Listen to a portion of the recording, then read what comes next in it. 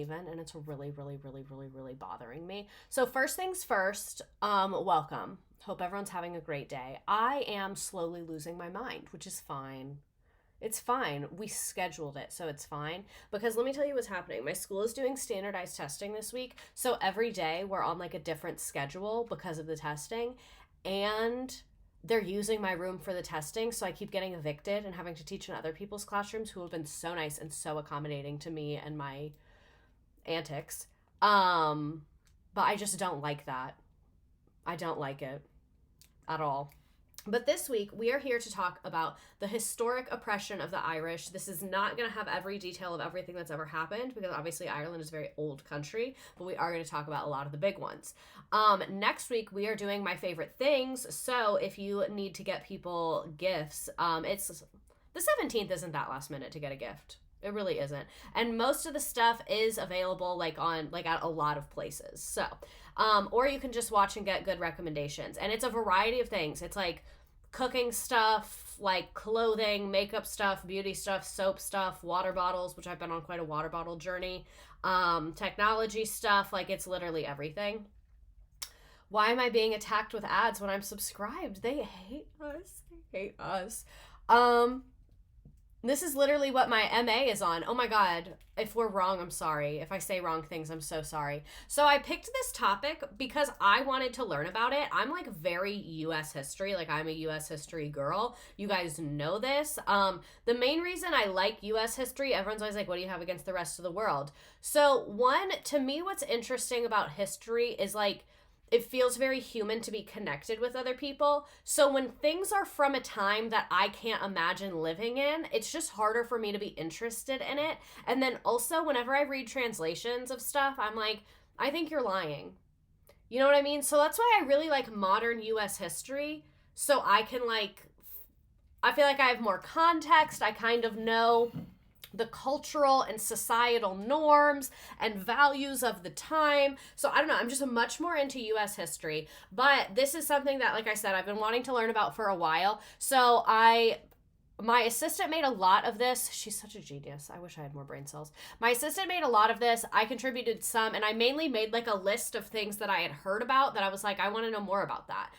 So it will go in chronological order, but I'm just telling you that so that like if you are getting a master's, like just know that this is not going to be like the most all-encompassing thing that's ever been done. Because like literally, we would be here for months. We would be like, there's a reason you can get a whole master's in it. You know what I'm saying? There's so much that happened. Lizzie Lou 26, thanks for subscribing for 10 months. My Irish Catholic grandparents would be so proud of me for being here. So weirdly enough, today, one of my coworkers asked if I was Irish, and I'm not, but I was like, I wanted to tell him about this, but I didn't think he would be into it or understand. Is it frozen for anyone else, or does my laptop hate me? If it breaks again, I will jump out the window, which I now realize is not that much of a threat because I live in a one-story house. But regardless, I will not be happy. So let's go ahead and get into it. Oh, other things. If you have not donated to Dr. Sofian's GoFundMe, please do. It's the QR code down there. I need to reach out to him and see if his PayPal is up. His PayPal is always like hit or miss because you can only do it for like 2-week periods. But yeah, if you cannot donate, please post it on another social media. Send it to your coworkers. Like, send it to a CEO. You know, who's to say what you should do? Doing my accounting homework and listening. Oh my God, accounting seems so hard. When I was in college, my best friend was majoring in accounting, and I would look at her homework and I was like, what the fuck is that? Like, literally, what is that? So let's get into it, the oppression of the Irish. So Irish oppression, this is going to be like a big talking episode. Just FYI. Oh, also, the Taylor Armstrong stream is up. I had to get a video editor to fix it. That's why it took a while, but the Taylor Armstrong stream is up, people. So, Irish oppression is a long and complex story spanning centuries, and it's rooted in colonization, exploitation, and cultural suppression, the trifecta of oppression. From Anglo-Norman invasion in the 12th century, like you're already losing me, to From Anglo-Norman invasion in the 12th century to the British-controlled, solidified by the Act Union of 1801, the Irish people have endured land confiscations, penal laws, targeting Catholics, and devastating events like the Great Famine. It takes a lot to make me feel bad for Catholics, but I think this will do it. Thus, oppression has evolved but persists in subtler ways. For instance, tension over Northern Ireland's political status remain, as seen in Brexit-related disputes and debates about the Irish language rights. Legacy of historical struggle continues to shape Ireland's identity and the lives of its people. Ooh, that's a good question. Would you ever do a stream about the AIDS crisis? I'm not against it, but I just feel like that's something you can't joke about, like, at all, rightfully so, and it's just such a heavy topic, and I'm also, like, not a public health expert, so I'm not against it, but there's a couple things that make me be like, maybe would not be the best choice, but like I said, maybe one day. Maybe if I can, like, think of a way to do it that feels, like, good and genuine. I don't know. It's just, like, it's a heavy, and it's a hard topic to cover. Oh. Could I do this? I know someone that lived through it, and it was very formative for them. So maybe I could get them involved. See, I love when you all ask these kind of questions. It gets my wheels turning. So this is the Middle Ages and early British rule. Hell yeah. I mean, hell no, because the British are there. As someone who went to Catholic school K through 12, maybe don't feel bad for that. I think I could feel bad for some specific Catholic people in here. We'll be fine. 1169. Great year, everybody. The Anglo-Norman invasion. The Anglo-Norman invasion of Ireland in the late 20th century marked the beginning of over 800 years of British rule. God damn. Anglo-Norman mercenaries, invited by the deposed king of Leinster Dermot MacMurchudder, initially arrived in 1169 to help him reclaim his throne. Interesting. They quickly gained territory and expanded their control, supported by England's King Henry II and the Roman Catholic Church, which sought religious reform in Ireland. Okay, so these guys come to help this guy, but then they fucked him over, I guess. Boo, Anglo-Normies. I think I need to Google what Anglo-Norman means. There might be a lot of Googling tonight because, okay, so this is one thing you're going to learn about me tonight. I'm kind of stupid. Like, I know a lot of you guys think I'm smart because I, like, talk on here about things, but anything I know shit about, I've talked about it on here. So, like, you're going to realize I really don't know that much. Anglo-Norman. That is the medieval ruling class of England. So I'm confused. The Anglo-Norman mercenaries. What's a mercenary? Mercenaries. I need to minimize the TikTok so I don't accidentally exit out. Oh my god, Joe, hi! Mercenaries are private individuals who fight in armed conflict for personal gain. Oh, okay, they're soldiers for hire. I did know that, actually. So the mercenaries deposed King Leinster. Is he Ireland?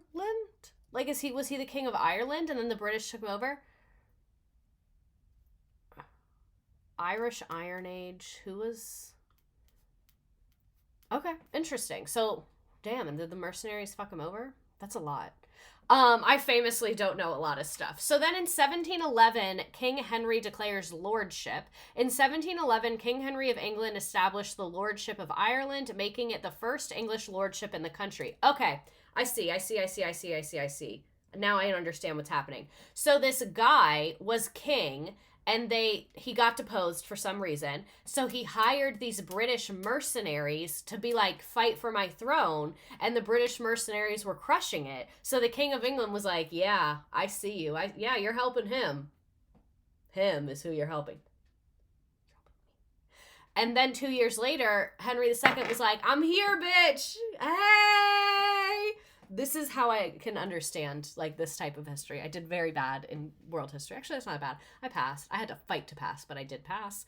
So King Henry of England established the lordship of Ireland, making it the first English lordship in the country. Concerned that Ireland might develop into an independent kingdom, Henry visited the island personally, bringing a royal army that encountered little resistance.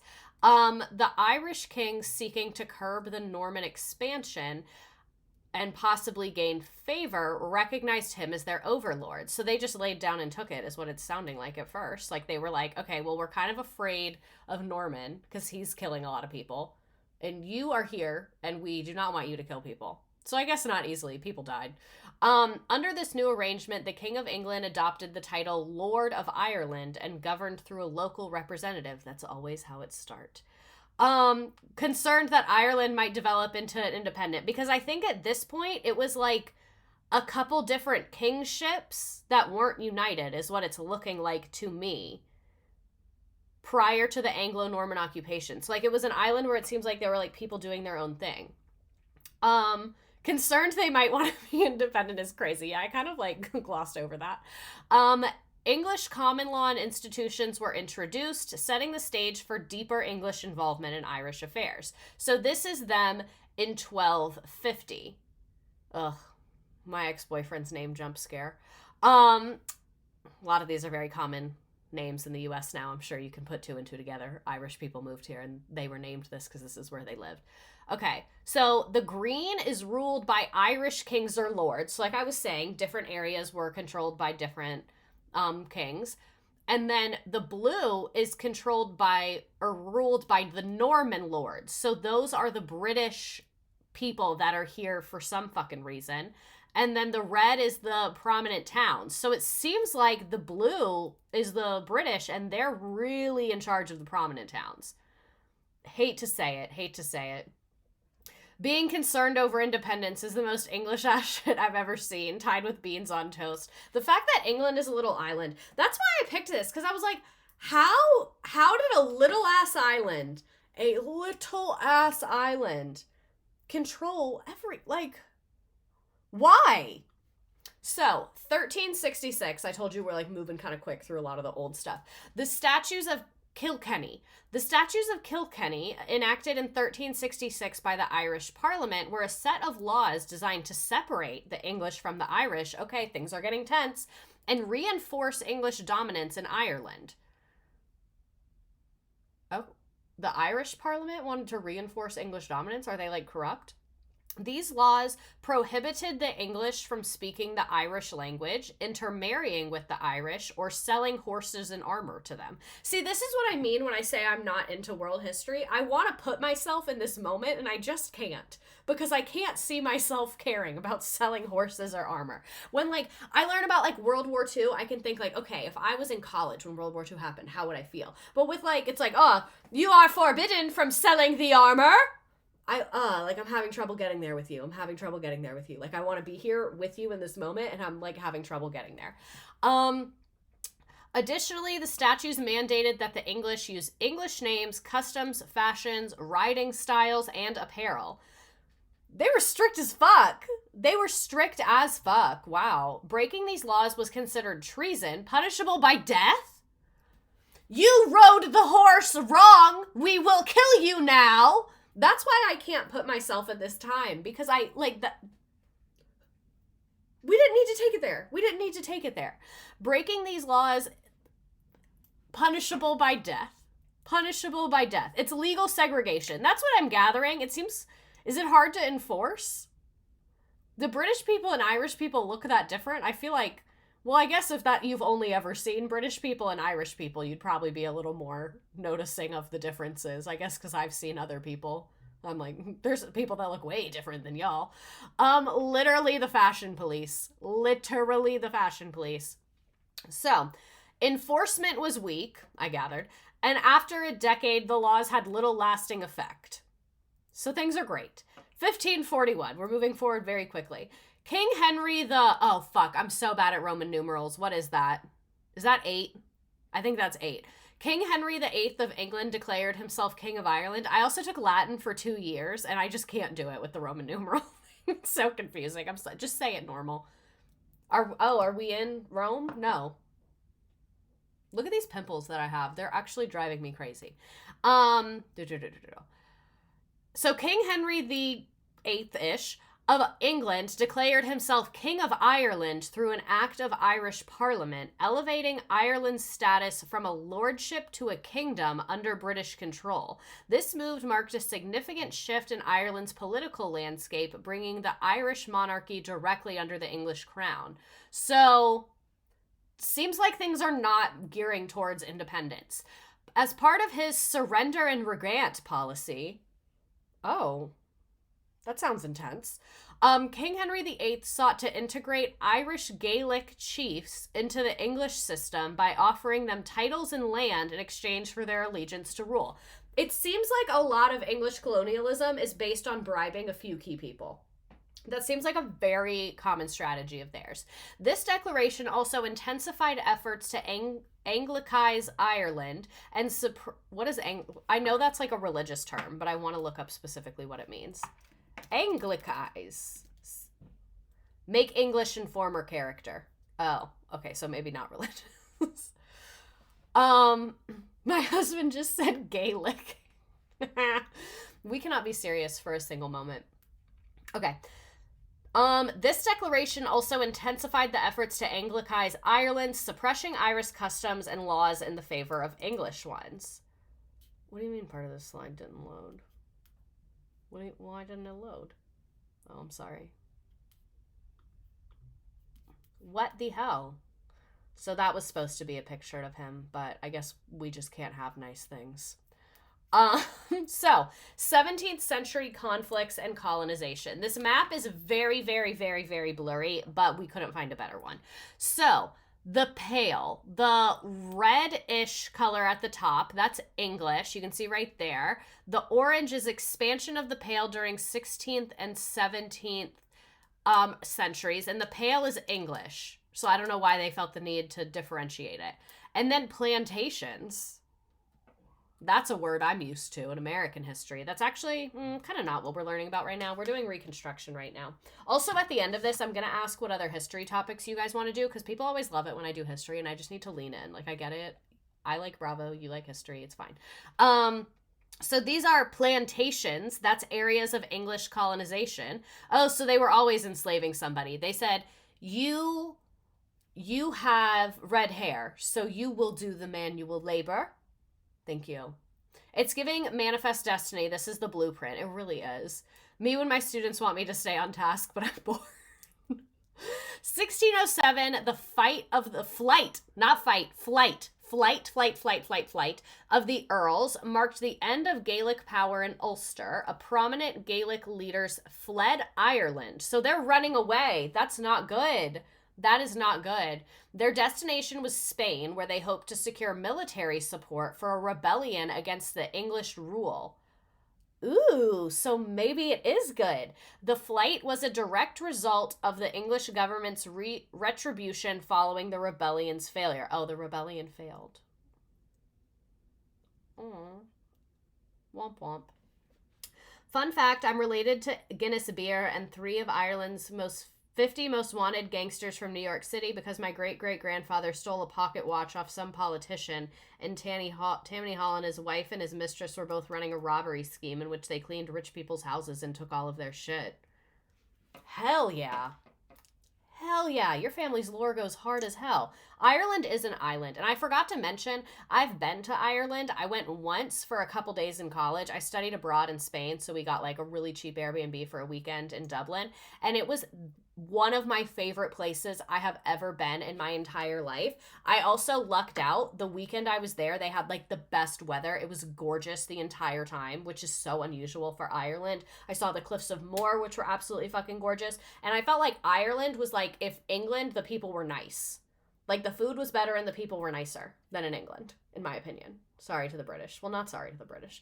So, 1610, the Ulster Plantation. This was established in 1610 as a large-scale colonization project initiated by King James I to assert English and Scottish control over Ulster, Ireland's northern province.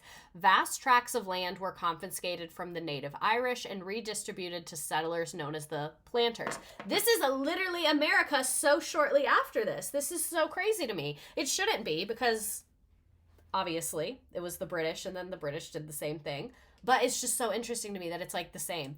And I was literally talking about this today because my students were like, is it planters or is it owners? And I was like, I say owners because it makes more sense to me because they're not actually out there doing the planting. But back then they said planters, which like, don't gaslight me. You haven't touched dirt ever, probably. The land was divided Oh, wait, I skipped some. These planters were predominantly Protestant and English-speaking, brought in from England and Scotland to replace the Catholic and Gaelic-speaking native population. The land was divided into estates and allocated to various groups. Wealthy English and Scottish landowners known as the Undertakers, who agreed to settle Protestant tenants, former military personnel, and civil servants. Oh my God, they literally are just kicking everyone out. 1641, the Irish Rebellion. This is a revolt by Irish Catholics against English and Scottish Protestant settlers in Ulster. It began when Catholic gentry and military officers launched a surprise attack on Protestant communities. The rebels sought to end the anti-Catholic discrimination, greater Irish self-governance, and the return of confiscated Catholic lands. Okay, so it's like 30 years after it. Okay, yeah, that timing sounds about right. I think I've seen this film before and I didn't like the ending. That feels like how we give job titles now. I love fake ass job titles when you meet someone and you're like, what do you do? And they're like, so I'm a product coordinator for marketing reliability. And you're like, so emails. Got it. Got it. Got it. Where was I? The causes of the rebellion are debated. Some attribute it to the Ulster plantation of 1610. I would. Others to economic hardship, while some point to political factors like the rise of Puritanism in England. This is why my dad never let me wear orange on St. Patrick's Day. Is that a thing? People wearing orange on St. Patrick's Day? Hilarious to me that Christians took over so much of the world and then fought with each other about who was doing Christianity right. So true. So 1649 to 1653, the Cromwellian conquest.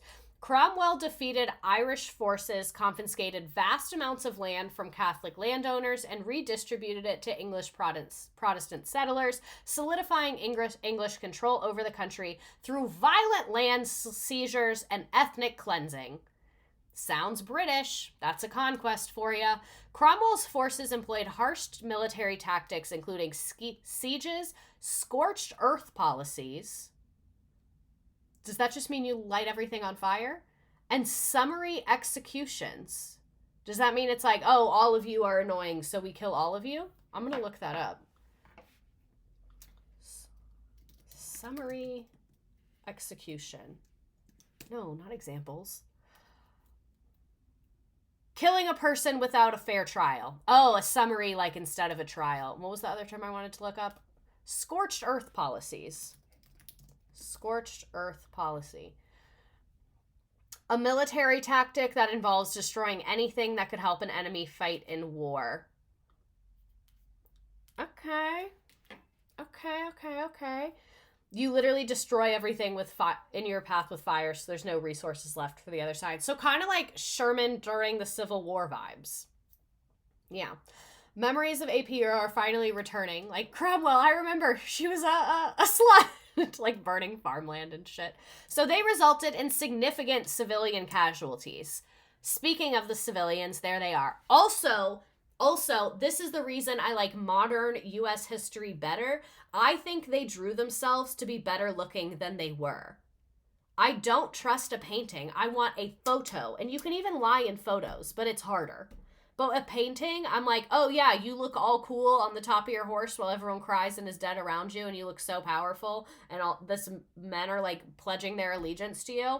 A, why is your fantasy men kneeling down and pledging allegiance to you? B, I don't think that's actually how it went down. I think maybe you were scared and sat in your wagon the whole time. Have you guys seen Game of Thrones? I have. I was originally kind of coerced into watching it, but okay, I get it. Is it my favorite show? No, but I get it. You know, paintings should have to label what filters they're using, like modern day social media. So 1690, Battle of the Boyne. The Battle of the Boyne, Protestant forces led by King William III of England defeated the Catholic King James II. The battle was fought near the River Boyne, just outside Drogheda, marked a decisive and turning point into the struggle for power between the two religious factions. James II sought to reclaim the British throne after being deposed, but the defeat at the Boyne effectively ended his hopes of returning to power. Okay, so now it's getting political with the British. The victory secured Protestant dominance in Ireland and ensured that the Protestant rule would be firmly established for centuries to come. Yikes. Yikes, yikes, yikes, yikes, yikes. Womp womp. Poor Catholic King James II. This is where that was. The Boyne River, that city I just mentioned, and I'm sure I'm butchering all the pronunciations of this. And for the person that asked if it was an island, this is how big it is. Principal towns, sieges, battlefields. Defend, deny, depose, OMG. Why was I also coerced into watching Game of Thrones? We have to respect the little culture that men have. Do we? I just got an ad for the U.S. Marines. You should feel comforted in knowing that this means their targeted ads are not working. I think you should feel good about that. You know what I'm saying? Because like if the U.S. Marines saw my channel and said, "Yep, let's advertise on there," which I know that's not how it works. We're good.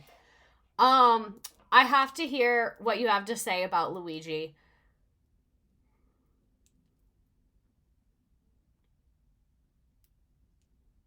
I am a public school teacher.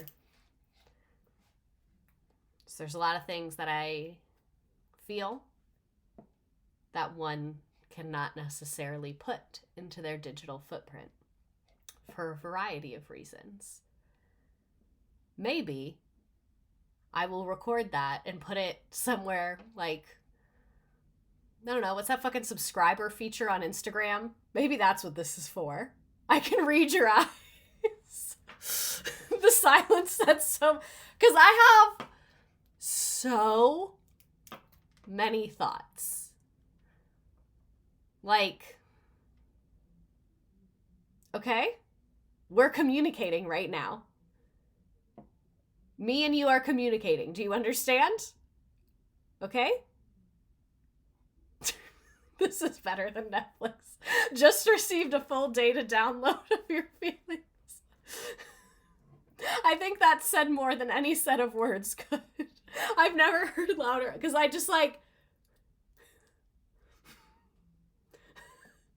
I just have a lot to... Okay. These are times. These are times that we are in. Currently learning in grad school all the things I won't be allowed to yap about in public once I'm a teacher, and I'm pissed where are the yappers' rights. And I will say, I push the envelope pretty far in terms of yapping, but that envelope, so the thing is, I don't have self-control, so I can't talk about it at all. You get what I'm saying? Like, there's things I want to say that I'm sure would be fine, but I just can't open that box. Like, that Pandora's box just needs to stay offline. You know what I'm saying?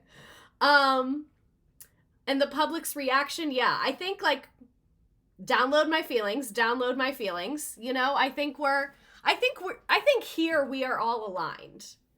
You get what I'm saying? Here we are all aligned. I guess you could say that box needs to stay redacted. It does. Back to Ireland, where penal laws were their only worry. Such a simple worry to have. Just kidding. It's a really bad thing. So, what were we talking about? Okay, the introduction of penal laws marked a period of discrimination and aimed to suppress Catholic religious practices and political influence while reinforcing Protestant control. And it's really so funny that they're both Christian. Like, everyone just relax. Well, mainly the British, relax. Catholics were prohibited from owning land. If a Catholic landowner had a Protestant heir, the land would automatically be passed to that heir. This restriction on land ownership contributed to widespread poverty and economic hardship within the Catholic community. Additionally, Catholics were barred from holding public office, voting, or participating in key provisions like law, medicine, and the military. Education for Catholic children was also heavily restricted, as they were forbidden from being educated abroad or most schools within Ireland. This is crazy as hell. This effectively limited their access to education and perpetuated social and economic marginalization. That's crazy that they banned them from sending their kids to other schools. Your churches have too much stained glass, and now we will oppress you and burn down your towns. God will love you more now. The way that's literally their stance, and you're not even exaggerating. 18th century, increasing oppression. And I thought leftist infighting was crazy. So, 1740 to 1741, the Great Frost Famine. Where were we just? 1690s. Okay, so like I said, we're moving a lot faster than we normally do. That's why I keep checking. So, the Great Frost Famine was a devastating period of famine and extreme weather conditions that led to the death of an estimated 13 to 20% of Ireland's population. Oh my God! That's like 1 in 5 people. The famine's roots can be traced back to a volcanic eruption in Russia in 1738. Oh, these people probably didn't know that at the time. Did they? Maybe.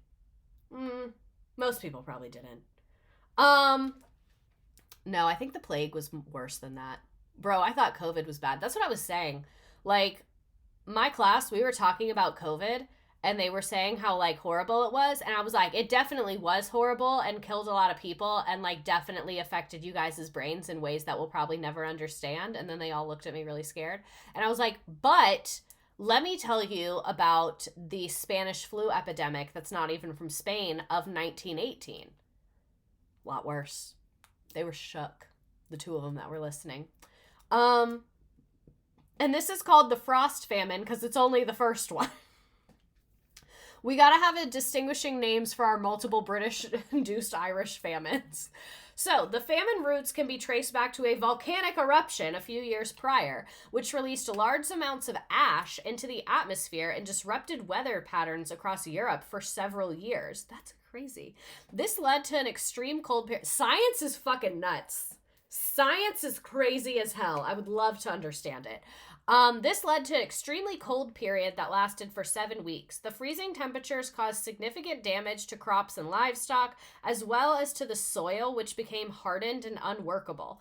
The cold snap not only impacted agricultural production, but also led to poor harvest in 1740, leaving Ireland ill-prepared for the following year. The famine in Ireland was exacerbated by a failure of both grain and potato crops. Americans would just shoot the smoke blocking the sun or nuke it. Oh my God. Additionally, the freezing temperatures led to a rapid spread of diseases, including typhus and dysentery. Dysentery is when you diarrhea yourself to death, I'm pretty sure, which were further exacerbated by overcrowding and poor living conditions because no one has an education because they weren't allowed to get one. Oh my God, I'm getting so stressed out. Fly high, Francis. Fly high, Francis. My great-grandmother who emigrated to the U.S. because of the potato famine and then died in the flu epidemic. Damn. Damn. What a shitty way to die. I don't know if you meant to do that, but I hope you did. The death toll from the famine was devastating, with estimates of the number of deaths between 300 and 500,000 people. The famine was one of the deadliest climatic events in Northern Europe in recorded history, and remains one of the darkest chapters in Ireland's history. Ugh. As the famine deepened, many people sought refuge by migrating to other areas within Ireland, hoping to escape the worst-hit regions. Others attempted to leave the country entirely, motivated by the hope of finding food and better conditions abroad. How hungry do you have to be to go to another country? Like, that has to be really bad for you to go to a whole ass other country. Ships from America, which had brought grain to Ireland, sparked a sense of possibility for many, but most were too poor to afford the transatlantic journey. Those who could not migrate remained in their homes, often despite living in desperate circumstances. To survive, many Irish people turned to workhouses, which were established to provide relief to the poor. I think I saw this. What's that show where they go back, they do their like genealogy, and then they go visit the places? I think I saw someone go at one of these places on that show. I should show my class that show next time I get stuck with them because of like standardized testing or something. That was a good show. I'll find an episode that'll be like relevant. Anyway, they became breeding grounds for disease. Many people entered them seeking shelter and food, ended up dying there. That's awful. And the conditions were contributed to the high mortality rate, further amplifying the tragedy of famine. This is horrible. This sounds like no one is having a good time at all. I don't know what I thought it was going to be, but this is not good, you guys. The famine's impact was also worsened by British economic policies. Every time there's people suffering, there's an economic policy ready to make it worse. Ireland's agricultural resources were largely controlled by the absentee English landlords who continued to prioritize exports to England even while the population was starving. Cool. So the landlord who doesn't live there is like, you got a potato? Put that shit on a boat and get it to England. I don't know why he has a southern accent. You have... am I British? You have a potato. That's Australian. Anyway, the people are starving and they're sending their food to England. England doesn't even use spices the way they should. Why are we giving them the food? The exportation of grain and other essential foodstuffs out of Ireland during the famine angered the Irish. I would also be upset if I was starving and the food was being shipped elsewhere. Seems like a really... They literally grew the food for the English as they starved to death. Like, that'll piss someone off. I'm going to be with them there. I've been with them so far, and I'm still with them. Ireland began suffering from years of economic hardship and poverty prior to the famine due to heavy taxation, land exploitation, and limited industrial development. Andy Cohen's episode of Finding Your Roots is actually really good. They have one on Irish history and heritage with Jane Lynch that also slaps. So 1798, the United Irishman Rebellion. So these are, okay, I love to think about like how like psychology and like your human development impacts history. So 1740, there's a famine. There's an Irish rebellion in 1798. That's like about what, like 50-ish years later? A little more than 50 years later. So that means the people leading this rebellion, the older ones that probably were like building it over time, the famine that went on in their childhood. So that was probably a very, very, very, very formative experience. You know what I'm saying? So the United Irishman Rebellion of 1798 was a failed uprising against the British rule. Oh, they failed again. Did you ever show your class Horrible Histories the Kids Show? I haven't heard of that. I made a diss track for the British Empire. That's impressive. They should play it at the funeral of the king, because he is not looking good. This was a failed uprising against British rule, heavily inspired by the revolutionary ideals of the French Revolution. It was led by the Society of United Irishmen. This is also not far after the American Revolution. The United Irishmen, the goal was to achieve Irish independence and establish a republic seeking both political reforms such as Catholic emancipation and universal male suffrage. Universal male suffrage is actually very progressive for 1798.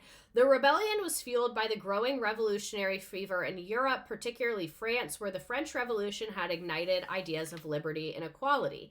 The Society of the United Irishmen, founded in Belfast, consisted of a mix of Protestant and Catholic members, with key figures such as Theobald Wolfe Tone playing a pivotal role.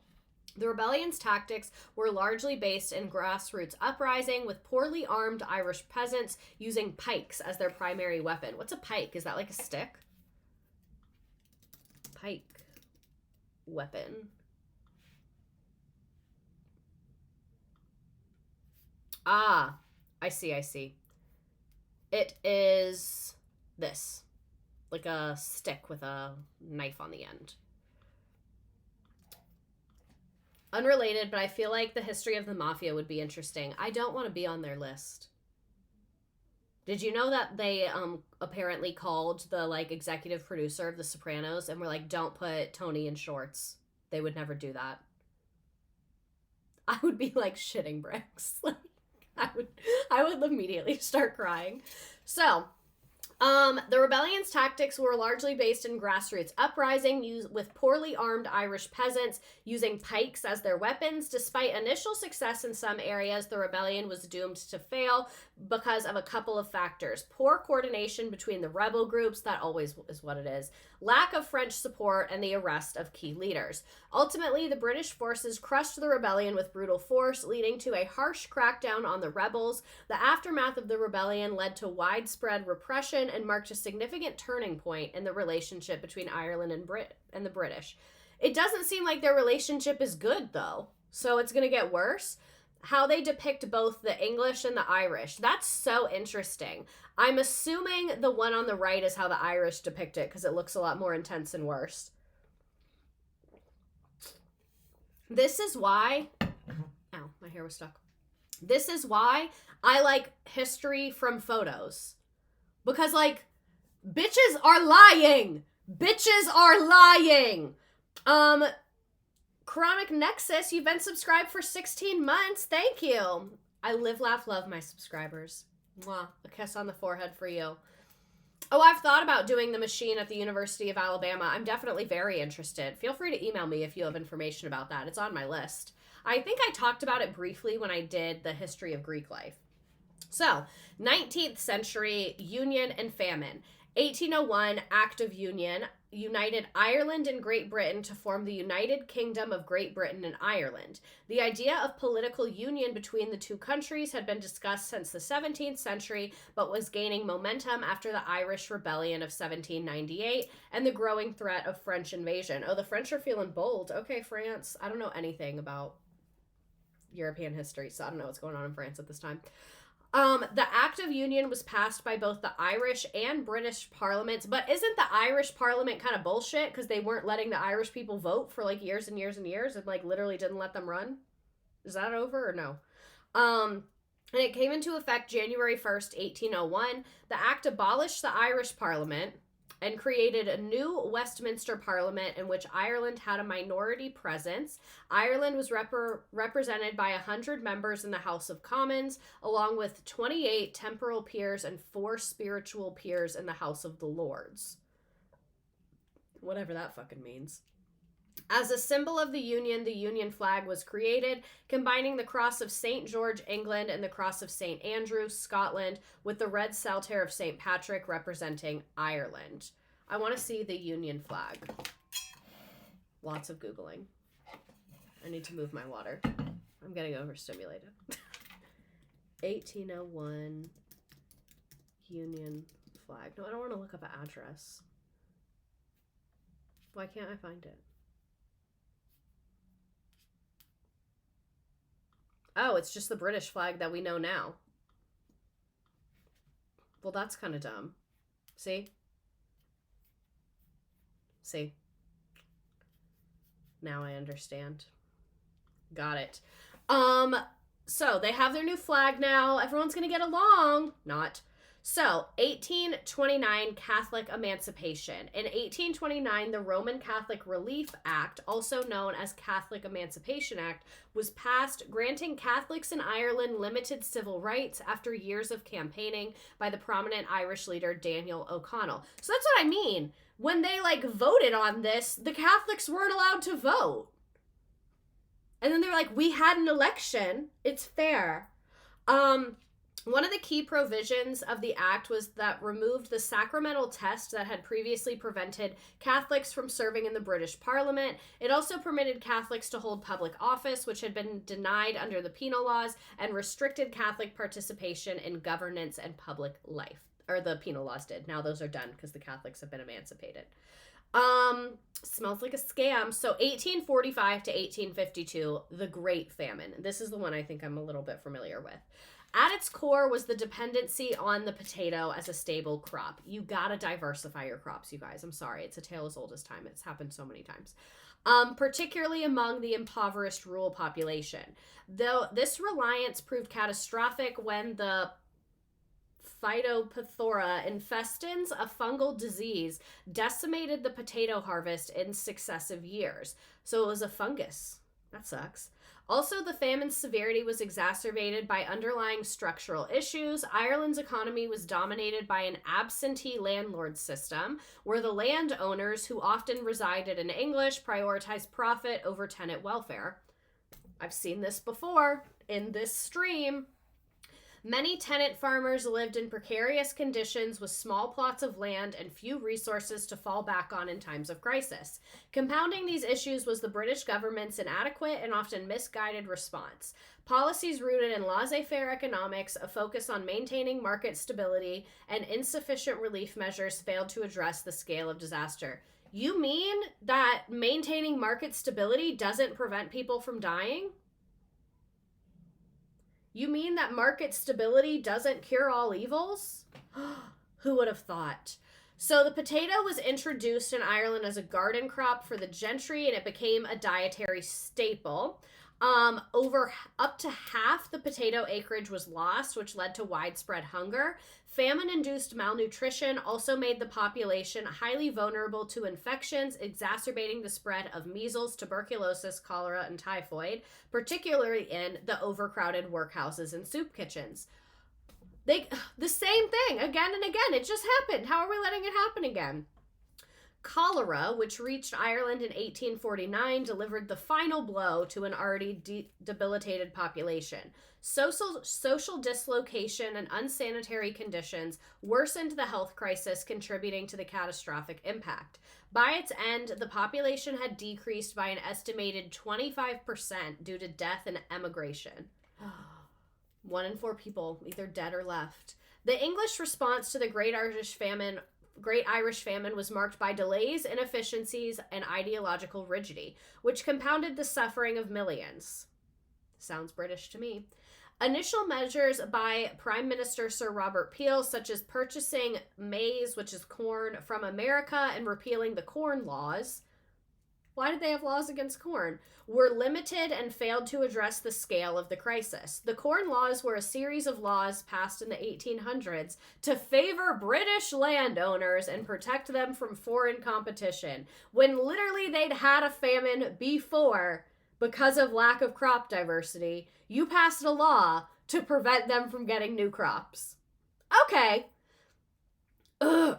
These laws placed tariffs on imported grains, such as wheat and maize, and prohibited imports if the price of domestic grain was below a certain level. I thought the famine happened and all they had to eat was potatoes. I think I might have thought that too. They really hid the truth from me. I knew that they ate potatoes, and I knew that in the famine they didn't have enough potatoes, but I think that's still all they were eating. My great-great-grandpa was one of the 5 guys with the exact same name who left Ireland during the famine. It was really everyone ducking out of there. So the maize arrived late and required complex preparation, earning the nickname Peel's Brimstone. What the fuck does that mean? Due to its unpopularity. Oh, Peel is the guy. After Peel's resignation in 1846, the Whig government under Lord John Russell adopted a laissez-faire approach. Oh, you weren't happy with the corn? Well, now you get nothing. Starve. That was literally their stance. Where was I? After his resignation in 1846, the Whig government adopted a laissez-faire approach, halting previous relief efforts and relying on the market to provide food, which led to widespread deprivation. What market are they talking about? Like, literally, what market are they talking about? So that is a starving family in Galway, which is unfortunate. Hate that for them. Seems like the British's fault. And then on the left, that is the infected potato, which is sad. So this is the population fall in Ireland. So you can see some areas, even 30% of the population died. This is a political cartoon from the 1880s. In the 40 years I have lost through the operation of no natural law, more than 3 million of my sons and daughters, and they, the young, the strong, leaving behind the old and infirm to weep and die. Where is to stand? Yeah, I guess if you were like young and healthy, you'd probably get out of there. A riot at a bakery to get bread, and people begging at a workhouse. It seems like it was really bad. It seems like it was really, really, really bad. Cartoons were less funny in the 1880s. Yeah, because cartoons were the news, because a lot of people couldn't read. So they would be like, they're begging outside the workhouse, and they would just be the cartoon of it, because people, like I said, couldn't read. So, immediately after the Great Famine, the famine shattered the rural agrarian society, with many smallholders and tenant farmers driven off of the land through evictions or economic collapse. Social structures were upended, with the weakened Irish population facing challenges such as the consolidation of farmland onto larger estates that were often owned by the British because they banned children from school, literally. Politically, the famine deepened resentment towards British rule, fueled nationalist sentiment movements for Irish self-determination. The trauma of the famine became a defining moment in Irish history, leaving a legacy of loss and mistrust that shaped Ireland's cultural and political identity for generations. 1847, coffin ships. Many Irish were forcibly evicted by their landlords and packed onto overcrowded coffin ships bound for North America, particularly Canada. These ships, poorly equipped for the journey, led to widespread disease and death, especially from typhus and dysentery. Upon arrival in Quebec, quarantine facilities were overwhelmed, and many Irish died in makeshift hospitals or along the roadside. Despite promises of aid, they were abandoned by their landlords and left destitute. That's crazy as fuck. So literally, the landlords were just like, yeah, go, we'll help you over there, and just like let them die fully. Oh, I see why the Irish people hate the British. So, as conditions worsened, many people moved to the United States where they faced hostility and anti-Catholic sentiment. This I do know about. We do talk about this a lot in my class. That's why I knew a little bit about the potato famine. Like, I knew it was bad and they left and a lot of them came here. Meanwhile, in Britain, overcrowded cities like Liverpool and Glasgow struggled to accommodate the influx of Irish immigrants, leading further to disease outbreaks and a harsh government response, including deportation. Over 100,000 Irish people arrived in North America in 1847. 1 in 5 died from disease and malnutrition. Many survivors eventually made their way to the U.S., seeking better opportunities despite the challenges they faced. Yikes! And then imagine you go through all that, and then the first thing you see is a sign that says, "Help wanted, Irish need not apply." I didn't do anything to you. 1879 to 1882, the Land War. Tenant farmers suffering under high rents and exploitative landlords rallied for better land rights, focusing on 3 primary demands: fair rent, fixity of tenure, and free sale. The movement sought to end arbitrary evictions, allowing tenants to sell their land and ensure that rents were set at a reasonable level. The land war was led by the Irish National Land League, and they used methods such as boycotts against landlords, resistance to evictions, and public campaigns to apply pressure on both landlords and the British government. Irish National Land League, I have some questions for you. I want to know some things. I think I could learn a lot from you. Although the land war was not a literal war, it marked a significant period of social and political change in Ireland. The agitation led to the passing of several land acts by the British government, where they granted some rights to tenants and paved the way for future reforms in Irish land ownership. I feel like we haven't come very far. History is a circle, and we just keep going. Home Rule Crisis. The Home Rule Crisis was triggered by the introduction of the Third Home Rule Bill. This is in 1912, which aimed to grant Ireland limited self-governance under a Dublin-based parliament. Okay, period, where things might be getting better. The proposal was fiercely opposed by Unionists in Ulster, who feared that Home Rule would undermine their British identity and Protestant interest. It's not about you! In response, they formed the paramilitary Ulster Volunteers. Oh, I don't like that. And vowed to resist the bill even by force. Irish nationalists, determined to secure autonomy, established the Irish Volunteers to counteract the Unionist resistance and safeguard the Home Rule movement. Both sides began stockpiling arms. That's not good. The British government's authority was weakened during the Curragh incident. What's the Curragh incident? The crisis was temporarily diffused by the outbreak of World War I. Okay, so they would have more stuff to deal with. I want to know what the Curragh incident is. It's going to bother me. Even though we're kind of behind schedule, I just need to know. Curragh incident.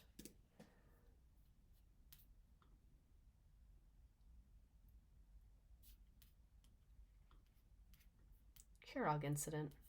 Is it going to be next? Okay, yeah, it's in here. Never mind, we'll do it at the right time when it comes, because I realized it was like kind of complicated, so I thought it was in here. So anyway, so gun running. The Larne gun running was orchestrated by the Ulster Volunteer Force, which sought to maintain Ireland's union with Britain. On the night of April 24th, 1914, the UVF successfully smuggled approximately 25,000 rifles and 3 million rounds of ammunition from Germany into the port of Larne in County Antrim. The operation involved the diversion of police and British Army forces to other locations through misinformation. Volunteers quickly distributed the arms throughout Ulster, bolstering their ability to resist the imposition of Home Rule. The Howth gun running was a nationalist effort to arm the Irish volunteers. Who was first? Okay, the British did it. The Protestants did it first. Their fault. On July 26, 1914, members of the Irish Volunteers landed 900 rifles and 29,000 rounds of ammunition near Dublin, smuggled aboard a private yacht, the Oscar, by Erskine, Childers, and other nationalist sympathizers. Unlike the highly organized Larne operation, the Howth gun running faced immediate British reaction. When the volunteers returned to Dublin, British forces attempted to seize the arms, but most were successfully hidden or distributed. Later that day, the British Army fired on a crowd protesting their actions at the Bachelor's Walk in Dublin, killing 3 civilians and wounding dozens, which inflamed nationalist sentiment and deepened hostility towards British rule. Well, yeah, when you wound dozens of civilians, that'll do it. So the Curragh incident occurred March 1914 at the British Army's Curragh camp in County Kildare, exposing divisions in the British military over the Home Rule crisis. Rumors that the government planned to use force against the Unionist Ulster Volunteer Force led General Sir Arthur Paget to warn officers they might be deployed to Ulster, prompting backlash. About 57 officers, led by Brigadier General Hubert Gough, offered to resign rather than act against the UVF. So I was about to say, it seems like the British are like pretty sympathizing with the UVF. Like they barely punished them for the gun thing, and when the Irish did it, they shot 12 people. The War Office diffused the situation by assuring them that the army would not enforce home rule, a move seen as catapulting to Unionist and weakening the government authority. Yeah, I can see where that would weaken the government authority. 1916, the Easter Rising. So Easter Rising of 1916 began on April 24th when about 1,200 members of the Irish Volunteers, the Irish Citizen Army... Quiet. No, not that. Do not disturb. Though fewer rebels than expected mobilized due to countermanding orders, they quickly seized key sites in central Dublin, including the General Post Office, which served as their headquarters. Patrick Pearse publicly proclaimed as an independent Irish republic, and the rebels took measures to defend against British counterattacks, including barricading streets, cutting communications, and occupying strategic buildings. However, failures to seize critical locations like Dublin Castle and Trinity College limited their strategic position. The British military was initially caught off guard, slowly mobilized their reinforcements, artillery, and naval support. By midweek, intense fighting had erupted all across Dublin, with some of the heaviest combat at Mount Street Bridge, the South Dublin Union, and North King Street, where British troops suffered significant casualties. They want independence, so... The shelling of rebel positions, including the GPO, forced the headquarters to evacuate to nearby buildings as fires spread throughout the city. Amid mounting civilian casualties and destruction, Pearse ordered an unconditional surrender on April 29th to prevent further bloodshed. The surrender marked the end of the Rising, which had lasted nearly a week. Key rebel leaders, including Pearse and James Connolly, were captured, while British forces began systematically retaking positions and addressing the aftermath of the rebellion. The Rising, though a military failure, galvanized support for Irish independence in the years that followed.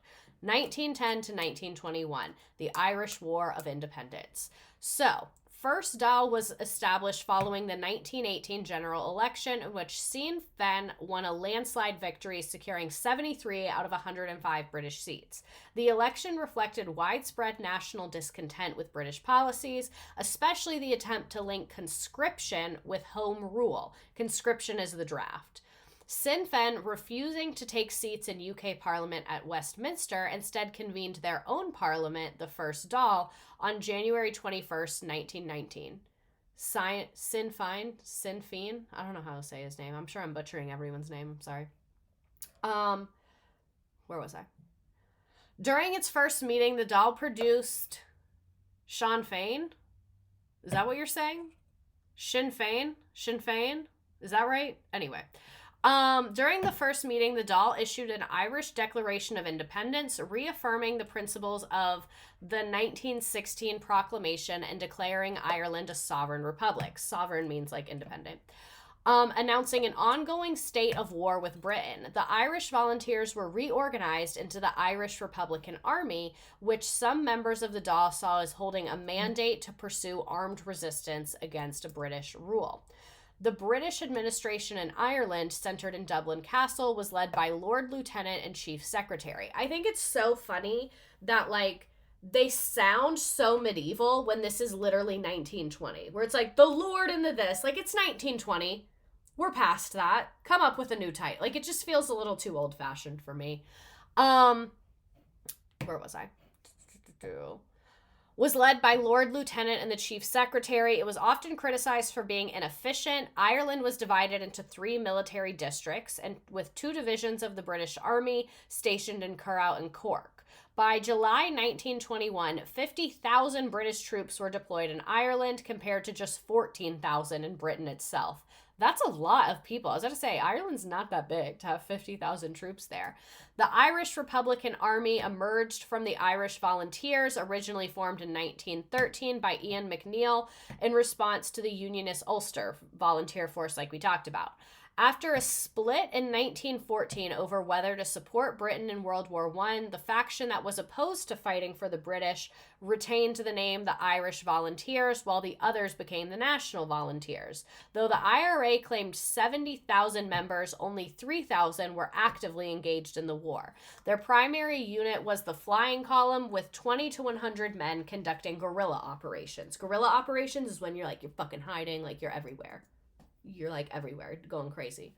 So, the Irish War for Independence began, like we said, with their Declaration of Independence on January 21st, 1919, with the Shoalheadbeg ambush, where IRA members killed 2 RIC officers escorting explosives, marking the first violent act of the conflict. The first Dáil, convening the same day, did not formally declare war, but supported resistance against the British rule.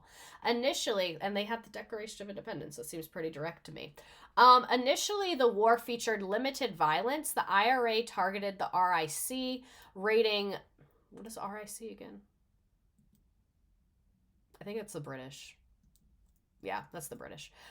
Raiding barracks, ostracizing officers to undermine British rule, strikes like the Limerick Soviet, and transport boycotts by workers further disrupted British operations.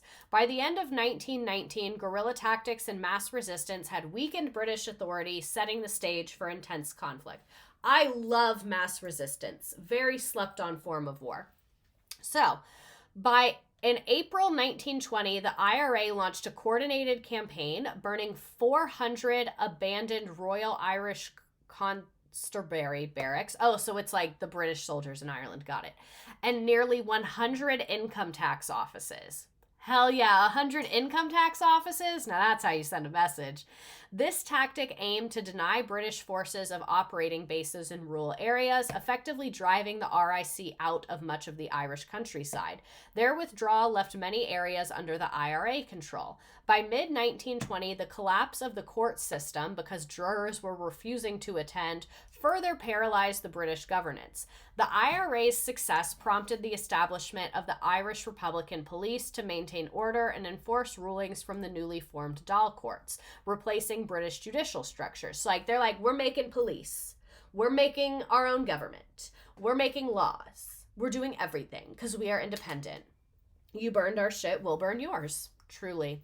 By the end of 1920, the IRP operated in 21 of Ireland's 32 counties. However, the Dáil courts often reflected conservative social values, opposing land redistribution despite their revolutionary context.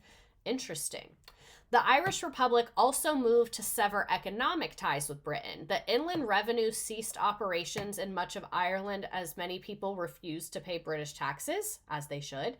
Instead, they supported the National Loan, which was launched by Michael Collins, which raised £358,000 by the end of 1920 and ultimately reached $380,000. Additionally, the Irish Americans sent over $5 million to support the Republic. Now that's solidarity. They said, my family had to leave because of the potatoes, but here is some money. I can give money. That's how I can be helpful. Plus, 1920, the U.S. economy wasn't doing bad. World War II is ending. Or World War I is ending, I mean. Most local councils now controlled by Sinn Féin. I think I'm saying that right. I don't know. I don't think I am actually. Retain taxes but refused to pass them on to the British government, which further contributed to the British administration crumbling. By mid 1920, the Irish Republic was a functional reality for many, with its courts, police, and financial system operating independently. Even the Nation, a British liberal journal, acknowledged the Irish Republic exists. Yeah, these people have a country. They literally have like all the things of a country. So the British responded to IRA activities often with reprisals, often targeting civilians and infrastructure. Unofficial reprisals began as early as 1910 or 1919, but escalated significantly in 1920. In September 1920, following an IRA ambush in Fermoy, County Cork, and British soldiers looted and burned local businesses. In the summer of 1920, Black and Tans destroyed over 100 mills, creameries, and other economic targets. A reprisal is like you're coming back, your like response to something. So this is them like being mad that the Irish want to be independent. These tactics, combined with the indiscriminate shootings and burnings, just indiscriminate shootings and burnings, super cash, alienated the Irish population and bolstered IRA recruitment and support. Yeah, if you just saw random people getting shot, that would make you want to join the resistance. In March 1920, Thomas MacCurtain and Sinn Féin Lord of Mayor Cork was murdered by masked men later linked to the RIC. I knew it was bad, but I did not know it was this bad. And so recently, too. Like, this is not that long ago. October 1920 saw the death of Terence McSweeney, MacCurtain's successor, following a 74-day hunger strike in the Brixton prison. His death drew international condemnation and highlighted the British brutality. Like, 1920. Okay. And this is America's ally okay. 21st of November 1920, the IRA orchestrated Bloody Sunday in Dublin, targeting British intelligence officers and killing 16 operatives. In retaliation, British forces fired into a crowd at Croke Park during a Gaelic football match, killing 14 civilians. They fired into the crowd during sports? That is crazy as hell. The IRA's guerrilla warfare gained momentum throughout 1920. The names in this one are hard. The fact that this is only 2 to 3 generations out from today is so crazy. No, like, vile. Vile's a good word. So the IRA's guerrilla warfare gained momentum throughout 1920, culminating in the Kilmichael ambush on November 28th, where West Cork IRA under Tom Barry killed 17 auxiliaries. This success demonstrated the IRA's growing effectiveness in rural areas, but also provoked harsher British responses. In December 1920, the British government declared martial law in several counties, beginning with Cork, Kerry, Limerick, and Tipperary. This move followed the Restoration Order of Ireland, the Restoration Order in Ireland Act, which replaced civilian courts with military tribunals, expanded the use of the death penalty, and allowed internment without trial. 1920. Not that it's ever okay, but 1920. Oh, I see why people are pissed. Internment without trial and the death penalty in 1920, and then you guys went on to go fight the Nazis like 5 minutes later? Okay. That same month, the burning of Cork by the Black and Tans destroyed much of the city center, further escalating tensions. The Irish War of Independence continues. Just kidding. It ended with a truce on July 11th, 1921, following years of violent conflict between the IRA and the British forces. Both sides had reached a stalemate, with the IRA facing resource shortages and Britain under pressure from mounting casualties, cost, and criticism of harsh tactics in Ireland. Efforts to negotiate were bolstered by appeals for peace, including a speech by King George V. Is the V5? I don't know. Which encouraged reconciliation. Talks between Prime Minister David Lloyd George and Irish leader Eamon de Valera led to an agreement to cease hostilities, creating space for further negotiations. So, Irish independence, Northern Ireland. The violence in the northeast of Ireland during the Irish War of Independence was marked by intense sectarian conflict, particularly in Belfast. Loyalists carried out their systematic attacks on Catholic homes and businesses, with many Catholics being expelled from their workplaces and neighborhoods. In Belfast, where these attacks reached a peak, resulting in widespread rioting, gun battles, and bombings. Over 500 people were killed, and more than 10,000 Catholics were displaced, creating a refugee crisis. The USC, Ulster Special Constabulary, made up of Protestants, was involved in numerous reprisal attacks, including the burning of Catholic homes and killing of civilians. In response, the IRA, though less active in the north than the south, launched attacks on British forces and loyalist targets. For example, in Derry, I think, in June 1920, a week-long conflict broke out, with Catholics being attacked by loyalists and the IRA clashing with British forces. In August 1920, IRA operatives assassinated an RIC inspector in Lisburn, prompting loyalist reprisal attacks, including the burning of Catholic businesses and homes. It's Derry. Okay. It seems like the burning of Catholic businesses and homes is like an ongoing theme here. The violence escalated in 1921 with IRA attacks against Loyalist and British forces, including the killing of 20 people in street fighting in Belfast in August. Throughout this period, sectarian violence was rampant, with Loyalists and Catholics frequently engaging in tit-for-tat attacks.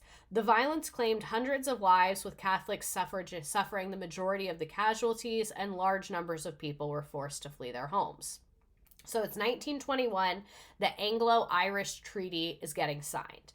The Anglo-Irish Treaty was signed December 6, 1921 by British and Irish negotiators. The treaty was a peace agreement that ended the Irish War of Independence and established the Irish Free State, a new dominion within the British Empire. Still in the British Empire, though. I have heard that Derry Girls is a great show. The way they're next door neighbors and fairly civil to this day is crazy. Are they civil? I know that the Irish people were really happy when the Queen died. Where was I? This treaty granted the Irish Free State a number of rights, including a parliament with the power to make laws for Ireland, significant fiscal money, autonomy, a military force, the right to maintain lighthouses, buoys, and other navigational aids. I know that sounds dumb, but it's important for trade, so it's actually meaningful. However, the treaty also kept the Irish Free State under the Crown, with the monarch represented by the Governor-General. Members of the Irish Free State's Parliament were required to swear an oath of allegiance to the Constitution and fealty to the King. This was a controversial aspect of the treaty, and many Irish Republicans refused to accept it. The treaty also gave the Parliament of Northern Ireland the option to join the Free Irish State or remain part of the United Kingdom. And remember, in Northern Ireland, they just drove out all the Catholics, so it's like a lot of loyalists there. So, 1921, consolidation and division, 1921 to 1968. Lizzie was the queen when the troubles were happening, so I think the anger is justified. Yeah, it is. I'm saying I just don't know if I would say they're civil. I would say they're estranged still.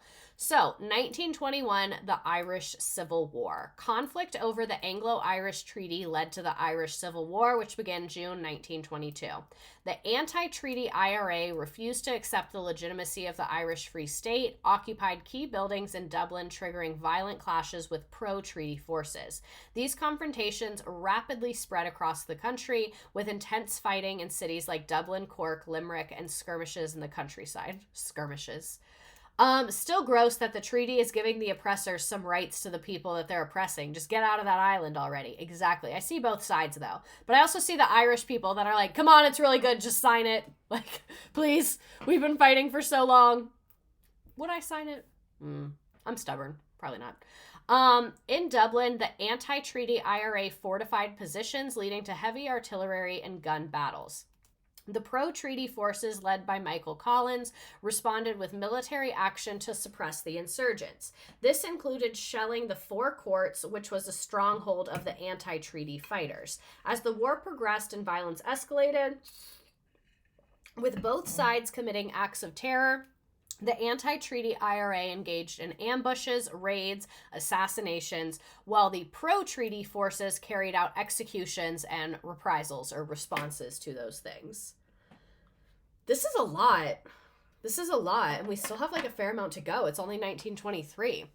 By mid-1923, the anti-treaty IRA was weakened and conflict came to an end with their defeat. So the anti-treatyers lost. Despite heavy losses on both sides, the Civil War solidified the power of the pro-treaty government, leading to the establishment of the Irish Free State. The Irish Civil War was short but brutal, with both sides committing atrocities. Anti-treaty forces killed several pro-treaty politicians, burned homes, while the government executed anti-treaty prisoners. This is a lot. History streams are the best. I'm so glued to the screen. Like I said, at the end, I'll ask for more topics. The war caused significant casualties with around 1,426 deaths from combat and civilians, and the economic damage was £50 million, which is about 2.4 million euros today. Republican forces destroyed infrastructure, while the Free States' war efforts added £17 million to the national debt. Politically, the war solidified Northern Ireland's partition as it allowed Unionists to consolidate their position. So, Eamon de Valera becomes the leader in 1932. He became the leader of the Irish government, marking a pivotal moment. After the Civil War, him and his supporters who were against the treaty gradually shifted from armed resistance to constitutional politics. In 1926, he founded Fianna Fáil, a political party aimed at creating a republic free from British influence. In the 1932 general election, Fianna Fáil won a majority of seats in the Dáil, and de Valera became the prime minister, the Taoiseach. His victory represented a shift in Irish politics as his party took power from the pro-treaty forces that had dominated the Free State since its creation. De Valera's leadership was marked by efforts to undo the aspects of the Anglo-Irish Treaty, which he had opposed. His government quickly moved to abolish the oath of allegiance to the British Crown, disempower the Governor-General, the British representative that lives in Ireland, and remove the Senate, which was seen as a stronghold of the pro-treaty nationalist and the Unionist. This is him speaking in 1936. Ireland has neither had the power nor the will to annex other countries by conquest. The Irish abroad are bound to us by no ties save those of kindred, of a common history and a common spiritual heritage. But these are stronger ties than any that military or political domination could create. That spiritual unity is precious to us all. We may rejoice that modern science has given us the means, particularly in the radio, to preserve it. Perhaps in this connection... You get the vibes. We can move on. So, 1937, the new Irish Constitution, and all of this is going on in the Depression. Just to give, that's crazy. The Irish Constitution was ratified in 1937 and came into effect December 29th.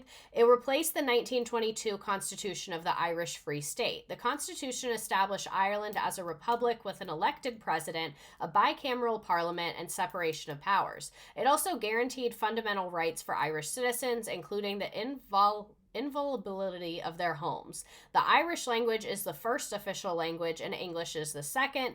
The Constitution guarantees fundamental rights like about the home, and the president is elected and serves a 7-year term. I kind of prefer that because you can actually get stuff done in 7 years and you're not just worried about getting reelected. But with our next incoming president, maybe I don't prefer that actually. It was approved by 56.5% of the voters. And Eamon de Valera, the president of the Executive Council of the Irish Free State at the time, was closely associated with the Constitution. So, Ireland in World War II. During World War II, Ireland maintained a strict policy of neutrality, officially called the emergency, under the leadership of Prime Minister de Valera. Despite facing pressure from both the Allies and the Axis powers, the Irish language supremacy, I know that's right. I want to look up someone speaking Irish.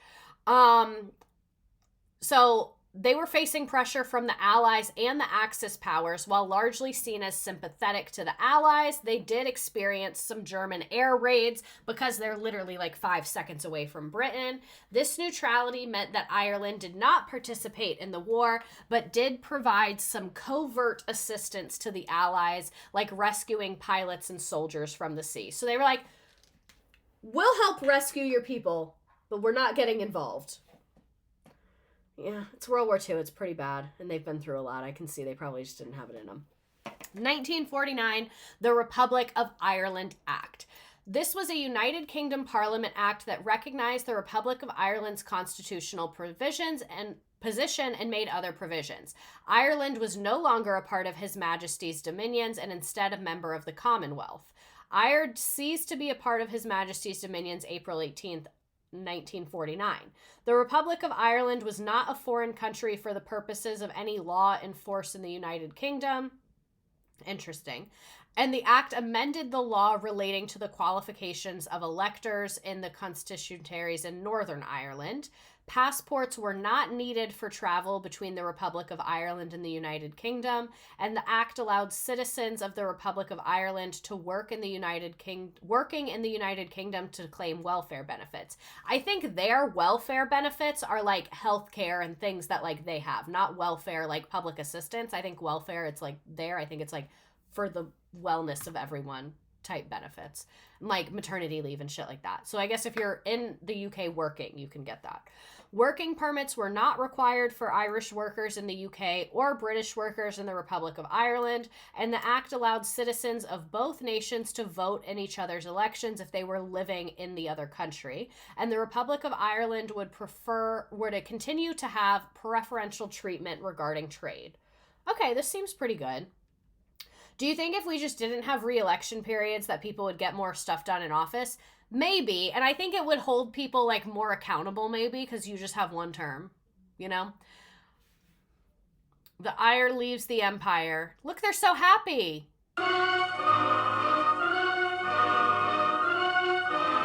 408 years after Henry VIII was crowned King of Ireland, Éire cuts its last link with Britain. President Sean O'Kelly, the new state's first leader, joins a dense crowd in Dublin's O'Connell Street as the flag of Éire is hoisted on the GPO building. Here, as the veterans of the 1916 rebellion still recall, was the headquarters of the Sinn Féin rising. And here, 33 years later to the day, the new Éire officially becomes an independent republic.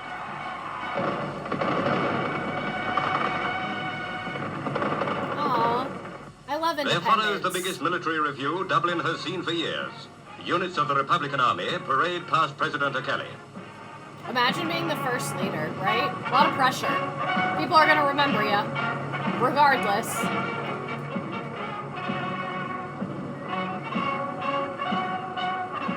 So comes into being the world's youngest republic. Although out of the Commonwealth, not the smart Éire's goals. many common interests with Britain will still keep the two nations close partners in the years. Aw, I'm happy for them. They've been through so much. So, 1956 to 62, the Border Campaign. The Border Campaign, launched in 1956, was the IRA's first major military action since the 1940s. It followed previously failed campaigns, including the 39 to 40 bombing campaign in England, the S-Plan, and the ineffective 1942 to 44 campaign in Northern Ireland. By 1947, the IRA had dwindled down to 200 members. Because again, 47, this is before they're independent in 49, to 200 members weakened by internal disputes and internment. Initially, the IRA aimed to overthrow both Northern Ireland and the Irish Free State because they considered both were illegitimate. But in 1948, they recognized the Republic of Ireland as legitimate and focused their efforts solely on Northern Ireland, which is still part of the UK. By the 1950s, so again, now Ireland's like more independent, now we're in the 50s, the IRA sought to launch a campaign from the Republic against Northern Ireland, and in 1954, the policy was reaffirmed as targeting British forces in Northern Ireland. The border campaign officially began on December 12, 1956, with simultaneous attacks by around 150 IRA members on various targets along the Irish border. Key attacks included the bombing of a BBC relay transmitter in Derry, a courthouse in Magherfelt led by 18-year-old Seamus Costello, and a B Specials post near Newry. An attempted raid on the Gow barracks in Armagh was repelled after a brief firefight. I'm sure I'm pronouncing everything so wrong. The IRA issued a statement declaring their goal of an independent, united, democratic Irish republic, despite condemnation from the Roman Catholic Church, with many IRA units receiving absolution before operations. Further attacks followed, including the bombing of RUC stations in a couple different cities. The Northern Ireland government responded with using the Special Powers Act to intern hundreds of Republican suspects without trial, severely restricting their operations. Second Marine ads tonight. Wrong audience, Marines. On December 30th, the Teeling column attacked the Derlin RUC barracks, killing RUC Constable John Scaley, the first fatality of this campaign. I mean, it's already a lot going on in first fatality. I'm impressed they made it that far. 1957 was the most active year of the IRA's border campaign, with 341 recorded incidents. The most dramatic attack occurred on January 1st, when 14 IRA volunteers, including notable figures like Sean Garland and Dithai O'Connell, attempted to attack a joint RUCB special barracks in Brookborough County, Fermar. However, they attacked the wrong building. Okay. You gotta be organized. During the escape, they were both fatally wounded. Their funerals in the Republic of Ireland drew up to 50,000 attendees and sparked significant public emotion. In response to the increased violence, the Irish government, led by John Costello, used the Offences Against the State Act to arrest most IRA leadership. This led to a shift in political support, with Sinn Féin gaining seats in the 1957 general election. However, the new Fianna Fáil's government under Eamon de Valera was even more hostile to the IRA. In July 1957, internment without trial was introduced for IRA suspects. You're independent, and now you're doing the same thing to them. I get that they're committing crimes, but, you need a trial. That's, one of the basics. Which, combined with leadership arrest, hampered the IRA's ability to continue its campaign. The IRA suffered a significant loss on November 11th when a premature bomb exploded, killing 4 IRA members and a civilian. These volunteers became known as the Edinburgh Martyrs in the Republican circles. By 1958, their border campaign had lost much of its momentum. Public hostility towards the campaign grew, and by 1958, many IRA members, including those in Cork, had effectively withdrawn. Yeah, it kind of seemed like it was over for them. I'm so sorry to say that, but it just seems like people were like, we got what we wanted, enough. The number of Republicans imprisoned north and south had reached 500, leading the Fianna Fáil government in the south to end internment in March 1959. After their release, some interned leaders met with Sean Cronin and decided to continue the campaign, though by 1960 the IRA activity had greatly diminished, with only 26 incidents recorded, mostly involving minor sabotage like road cratering, so just fucking with people's tires. In 1958, 2 IRA men were killed in gun battles in Ruck County, in the RUC in County Fermanagh, and the explosions were carried out along the border, including the destruction of Killian Customs Post. However, by the end of the year, the intensity of the campaign sharply declined. The Republic's government closed the Curragh camp in March 1959, signaling they no longer saw the IRA as a major threat. Similarly, the Northern Irish government ended internment in April 1961. The last fatality of the campaign occurred in November 1961 when RUC officer William Hunter was killed in a gun battle with the IRA in South Armagh. In response, the Minister for Justice Charles Howie reactivated the Special Criminal Court, which sentenced many IRA members to long prison terms. Then their campaign has ended.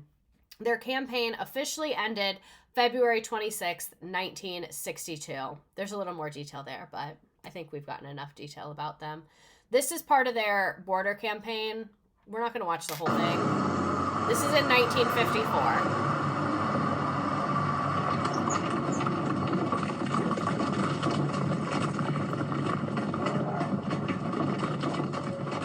Who's funding this at this point? The Irish Republican Army, posing as British soldiers, staged an audacious raid on Gough Barracks. The raiding party infiltrated the armory and, without firing a shot, made off with every single weapon. That's impressive. The Irish Republican Army, the IRA, was alive, rearming and preparing for war against the British Army in Ireland.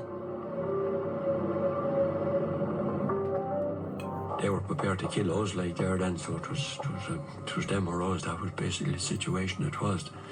We had no qualms about that at all. The only person that I had in mind to kill was a soldier who also was standing with a gun in his hand. I didn't regard he had any right to stand in my country with a gun. They're very passionate, I'll give them that. This is the story of the IRA from 1956 to 1962, and some of the people who waged a guerrilla war on the British Army in Northern Ireland. The McConneville clan was huge in the IRA. Those who took part had a profound effect on the future of the Troubles and relations between Ireland and Britain. The results of their actions led to the Irish Civil Rights Movement and paved the way for the Provisional IRA and the descent into brutal sectarian conflict. I think sectarian is like between the religious sects. Okay, so let's move forward and see what else happened after this. I just wanted to see a little bit of that. So 1965, the Anglo-Irish Free Trade Agreement. The Anglo-Irish Free Trade Area Agreement was signed December 14th, 1965 by British Prime Minister Harold Wilson and Taoiseach, which is their prime minister, Sean Leamas. The agreement's goals were to increase trade between the Irish Republic, Northern Ireland, and Great Britain, stabilize trade relationships, and prepare Ireland for membership in the European Common Market. The agreement included abolishing the 20% tariffs on imported goods from both Ireland and the United Kingdom, Ireland paying a one-time £10 million lump sum to the United Kingdom for land annuities. Why do they keep taking money? What? Oh, Taoiseach. Thank you. Why do they have to give them $10 million for land annuities? You granted them their independence a long ass time ago. And the United Kingdom transferred treaty ports to the Irish government. Oh, was it for those? And still, they should have just given it to them in the first place. And phased the dismantling of tariff barriers that had been in place since the 30s. This is the general election of 1965. Surely the millions of Irish who died in the multiple famines cancels out any debt. That's how I feel about it. Ugh, I love democracy when people get to vote.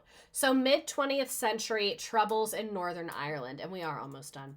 So 1968, the Northern Ireland Civil Rights Movement. The Northern Ireland Civil Rights Association was formed in 1967, demanding reforms to end systemic discrimination against Catholics, particularly in areas such as housing, voting, and employment. Feels pretty big for the late 60s.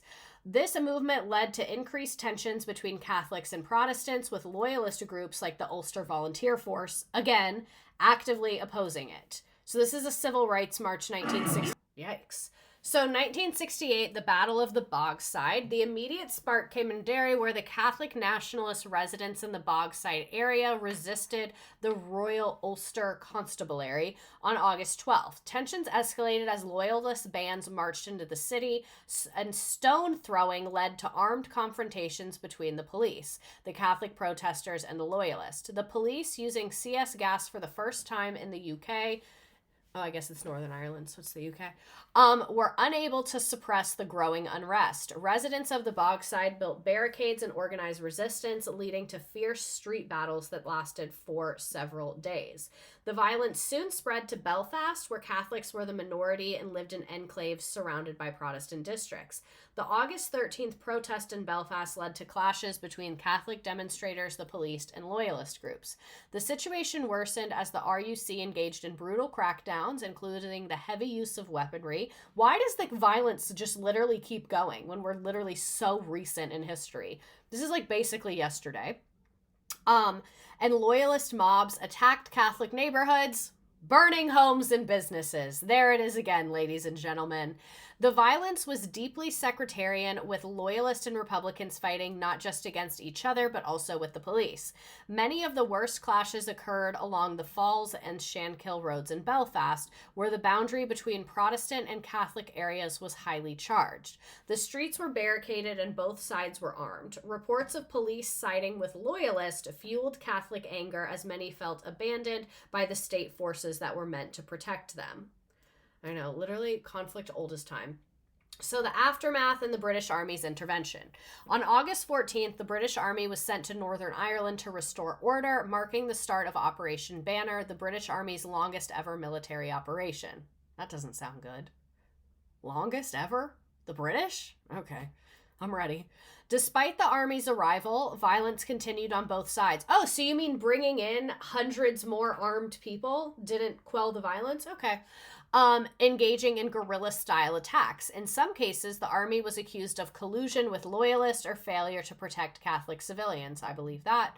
The violence in Belfast and Derry led to numerous casualties, with several people killed and hundreds wounded. Catholic homes and businesses were burned yet again, and thousands of people were forced to flee their homes. The violence deeply polarized the community, fueling hatred and mistrust.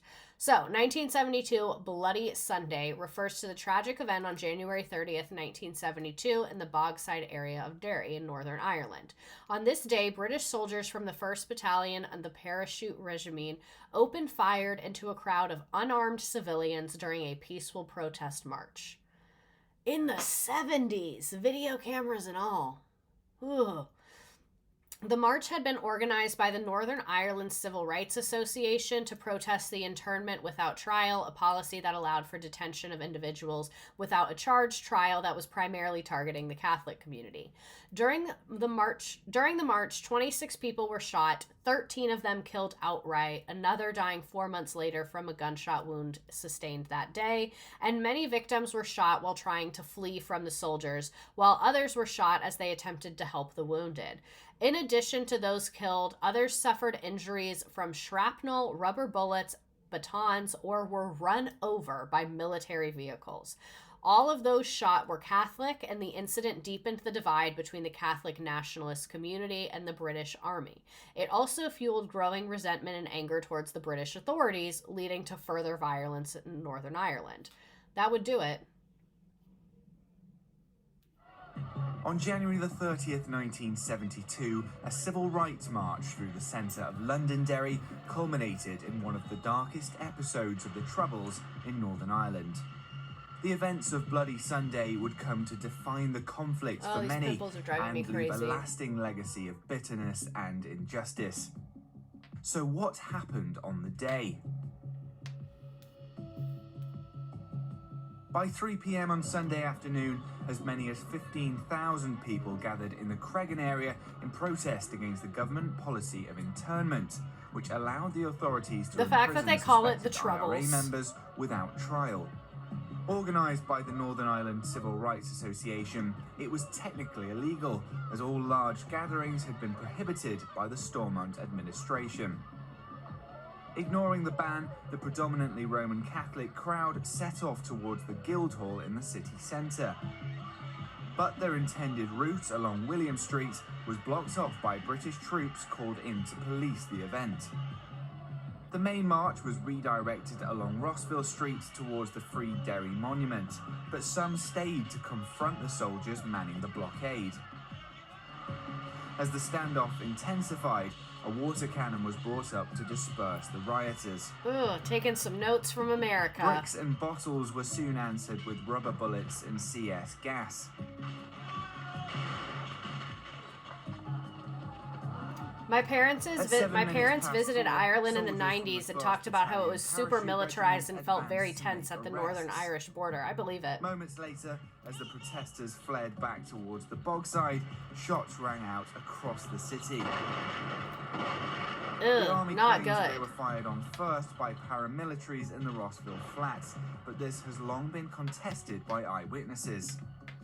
21 British soldiers fired their weapons, discharging 100... I believe that. The Irish during this time looked towards leaders of the civil rights movements and how successful they were in the United States. I believe that. I was going to say, the timing of it makes sense. After less than 30 minutes of shooting, 13 marchers were dead and 14 badly wounded.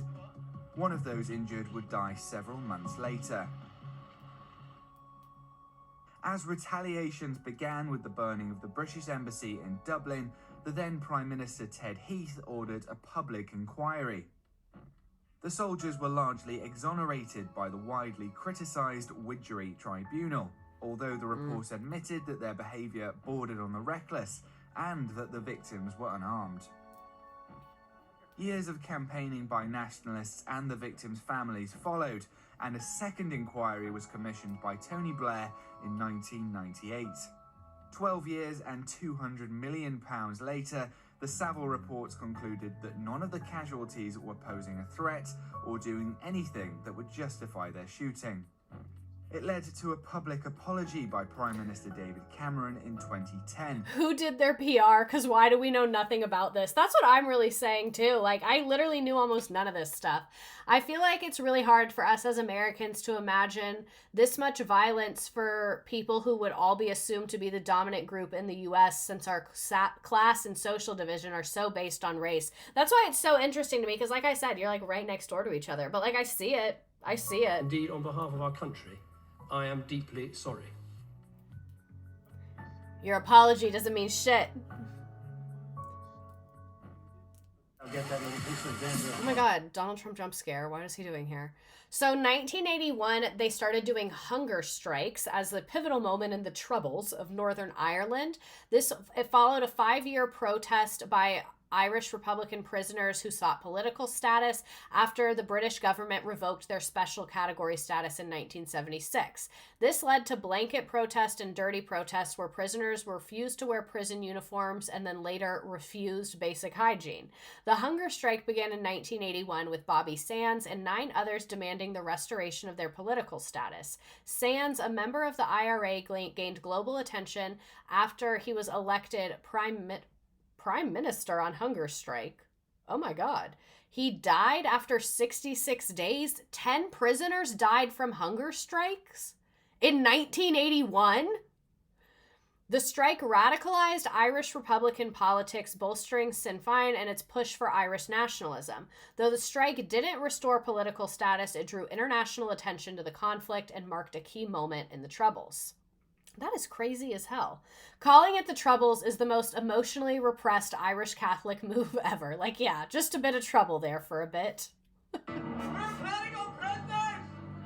We want political status!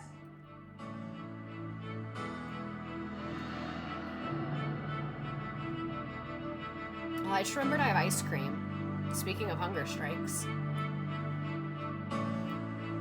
Sands, Bobby, anti-H block, Armagh, political prisoner, 30,000. Yeah! 492. When one spends each day naked and crouching in the corner of a cell resembling a pigsty, staring at such eyesores as piles of putrefying rubbish, infested with maggots and flies, a disease-ridden chamber pot, or a blank, disgusting, scarred wall, it is to the rescue of one's sanity to be able to rise and gaze out of a window at the world. The last person was executed via guillotine in 1977 in France? Oh my god, Europe, Jesus. This represents the further torture of the tortured, blocking out the very essence of life, nature. Here, my torturers have long ago started and still endeavour to block up the window in my mind.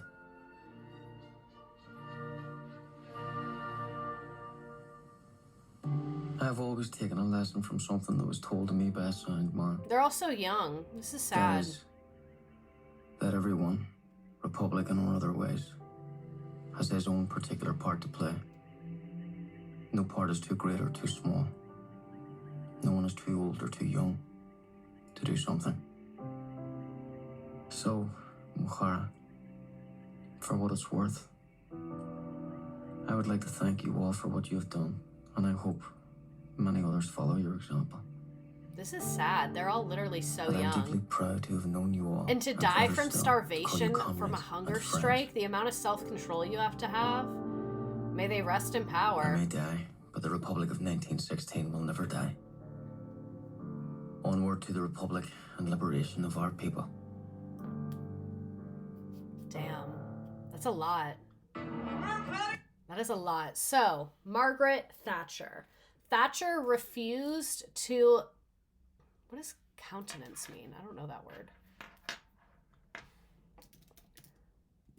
Oh, I can't type with my nails on this keyboard. Countenance. A person, oh, it can mean support. Okay, so Margaret Thatcher refused to support a return to political status for the prisoners of the hunger strike, having declared a crime is a crime. It's not political. I know people hate Margaret Thatcher. That's why I included her. Nevertheless, the British government privately contacted Republican leaders in a bid to end the hunger strikes. After the deaths of Sands and 9 others, the strike ended. Well, yeah, they died. I wouldn't say the strike ended. I would say the strikers died. Some rights were restored to paramilitary prisoners, but not official recognition of political status. Violence in Northern Ireland had escalated significantly during the hunger strikes. They hate her. This is an anti-Margaret Thatcher song.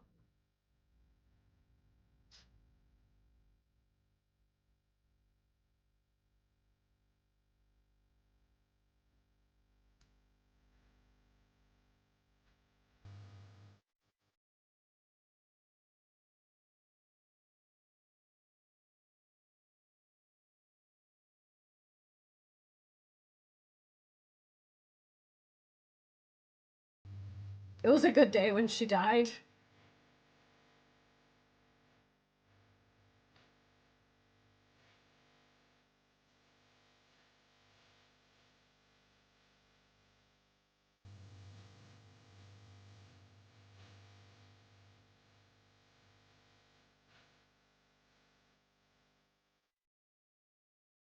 This does slap.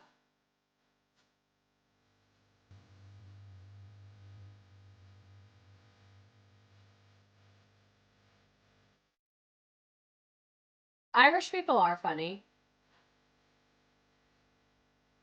This is a good song.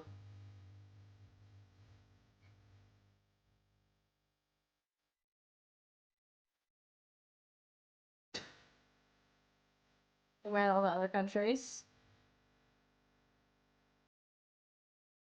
Oh, they're saying like we all have solidarity with each other from British imperialism. Oh, I like that. And you saw the Palestinian flag on there? I'm sure you saw that.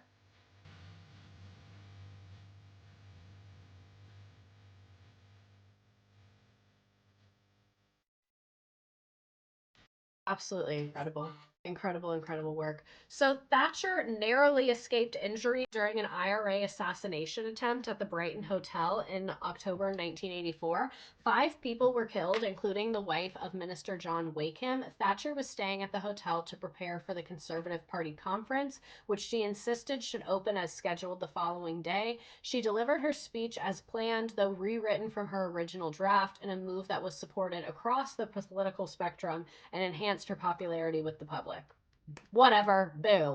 So late 20th century peace process. Downing Street Declaration was made December 15th, 1993, between the British and Irish governments, aimed at addressing the conflict in Northern Ireland. It affirmed that any change to Northern Ireland's constitutional status would require the consent of its majority population, recognizing the principle of consent. The declaration also called for an end to violence from paramilitary groups, promoting peaceful dialogue. It acknowledged the Irish government's role in Northern Ireland affairs while reassuring the Unionists that the reunification of the Republic of Ireland would only occur democratically. Because remember, a lot of people there are like on their British vibe. This is the Downing Street Declaration. Oh, why are people dying? What's going on? Oh, an IRA bomb exploded during the declaration? Check out the Palestine Solidarity murals in Ireland. They're gorgeous. Not an IRA bomb. The IRA is a stubborn group. Loyalists retaliate by shooting 7 people in a pub. But those who are carrying out these acts, these are the scum of the earth. Oh. They have totally lost any indication or direction that they thought they were going upon. This is crazy as hell. It's going on for so long. We're in the 90s.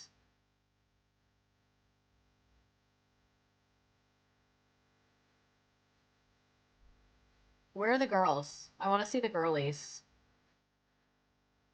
If there is any sell-out, I am predicting what is in this letter, and which the security forces themselves have interviewed. That's what I'm doing. And let me tell you, if you just want a blunt answer, yes, I do. You'll not be taking over Northern Ireland. Ooh.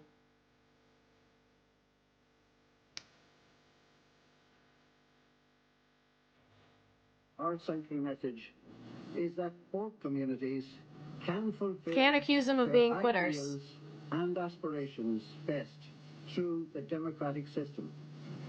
That there is absolutely no need for violence. Oh, so they signed it because of all the violence, I understand. Dairy Girls really got the vibe right. This is making me want to watch that. Of both governments, that it does not compromise the principles of either government.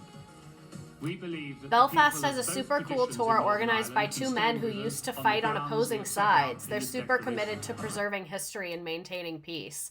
That's cool. I love that then now they do a tour together. So the Good Friday Agreement in 1998 was a historic peace deal that was signed in April and aimed at ending the troubles in Northern Ireland. It created a power-sharing governments between the Unionists, those who support Northern Ireland's place in the UK, and the Nationalists, those who support unification with Ireland, with a Northern Ireland Assembly and a Northern Ireland Executive. The agreement also established institutions for cross-border cooperation between Northern Ireland and the Republic of Ireland, outlined a framework for decommissioning the paramilitary weapons and prisoner releases, emphasized human rights, equality, and policing reforms, and was endorsed by referendums in both Northern Ireland and Ireland. Though it greatly reduced violence, challenges in its full implementation continue. So, this is, Jerry Girls, some pop culture, seeing regular people in the context of historic events. So, 2005 IRA ceasefire. They announced a historic ceasefire campaign, formally declaring an end to their 30-year conflict with the British state. The IRA issued a statement that it had completed its decommissioning process and would pursue its goals through peaceful and democratic means. This move marked a significant moment in the Northern Ireland peace process following the years and years of negotiations. Like, I was 7 when this happened. And the signing of the Good Friday Agreement in 1998 and subsequent efforts to resolve the conflict. The ceasefire was seen as a crucial step in solidifying peace, though tensions remained as issues like policing and paramilitary activity were still points of contention. So this is that IRA statement. Oh my God, that was your 4th birthday? Maybe this isn't. Oh, there it goes. My name is Shannon Walsh. I'm a Republican ex-prisoner, and I've been asked by the leadership of Owen Ahern to read the following statement. I fell out a 2nd-story window that day. An end to the armed campaign. This will take effect from 4 p.m. this afternoon. All IRA units have been ordered to dump arms. All volunteers have been instructed to assist the development of purely political and democratic programs through exclusively peaceful I love means. the accent. I know it's not the Volunteers must not engage in any other activities whatsoever.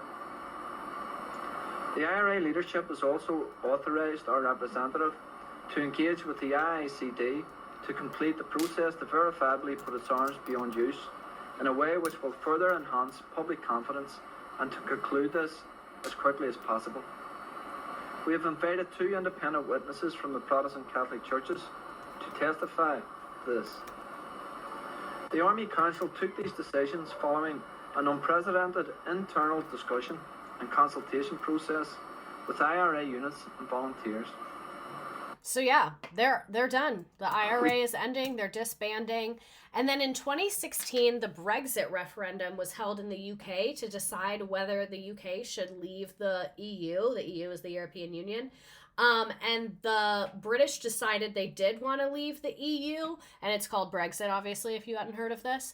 The outcome had significant implications for Northern Ireland. Because it was part of the UK, they would have to leave EU, but Ireland is a part of the EU.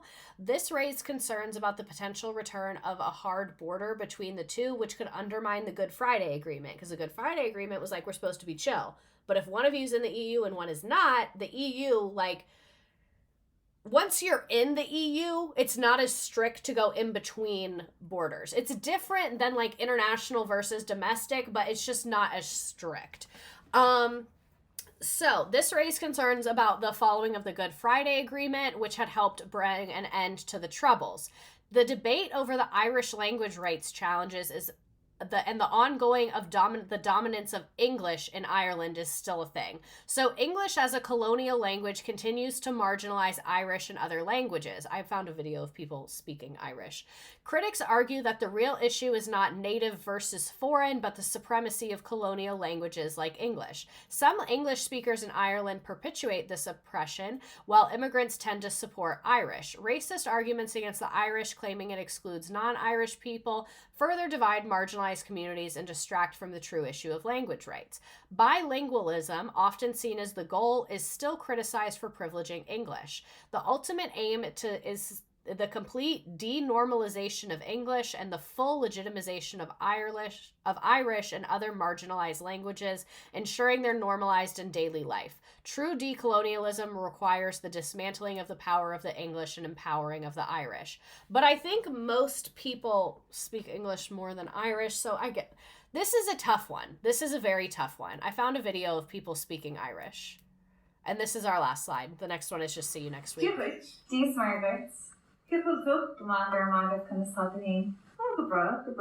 So this is like the Gaelic language.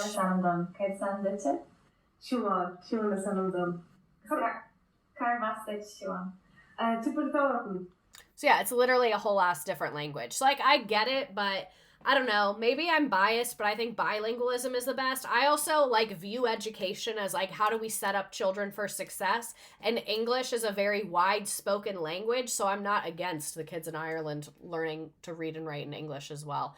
So next week we are doing my favorite things because it's going to be Christmas time and I have many good recommendations for you.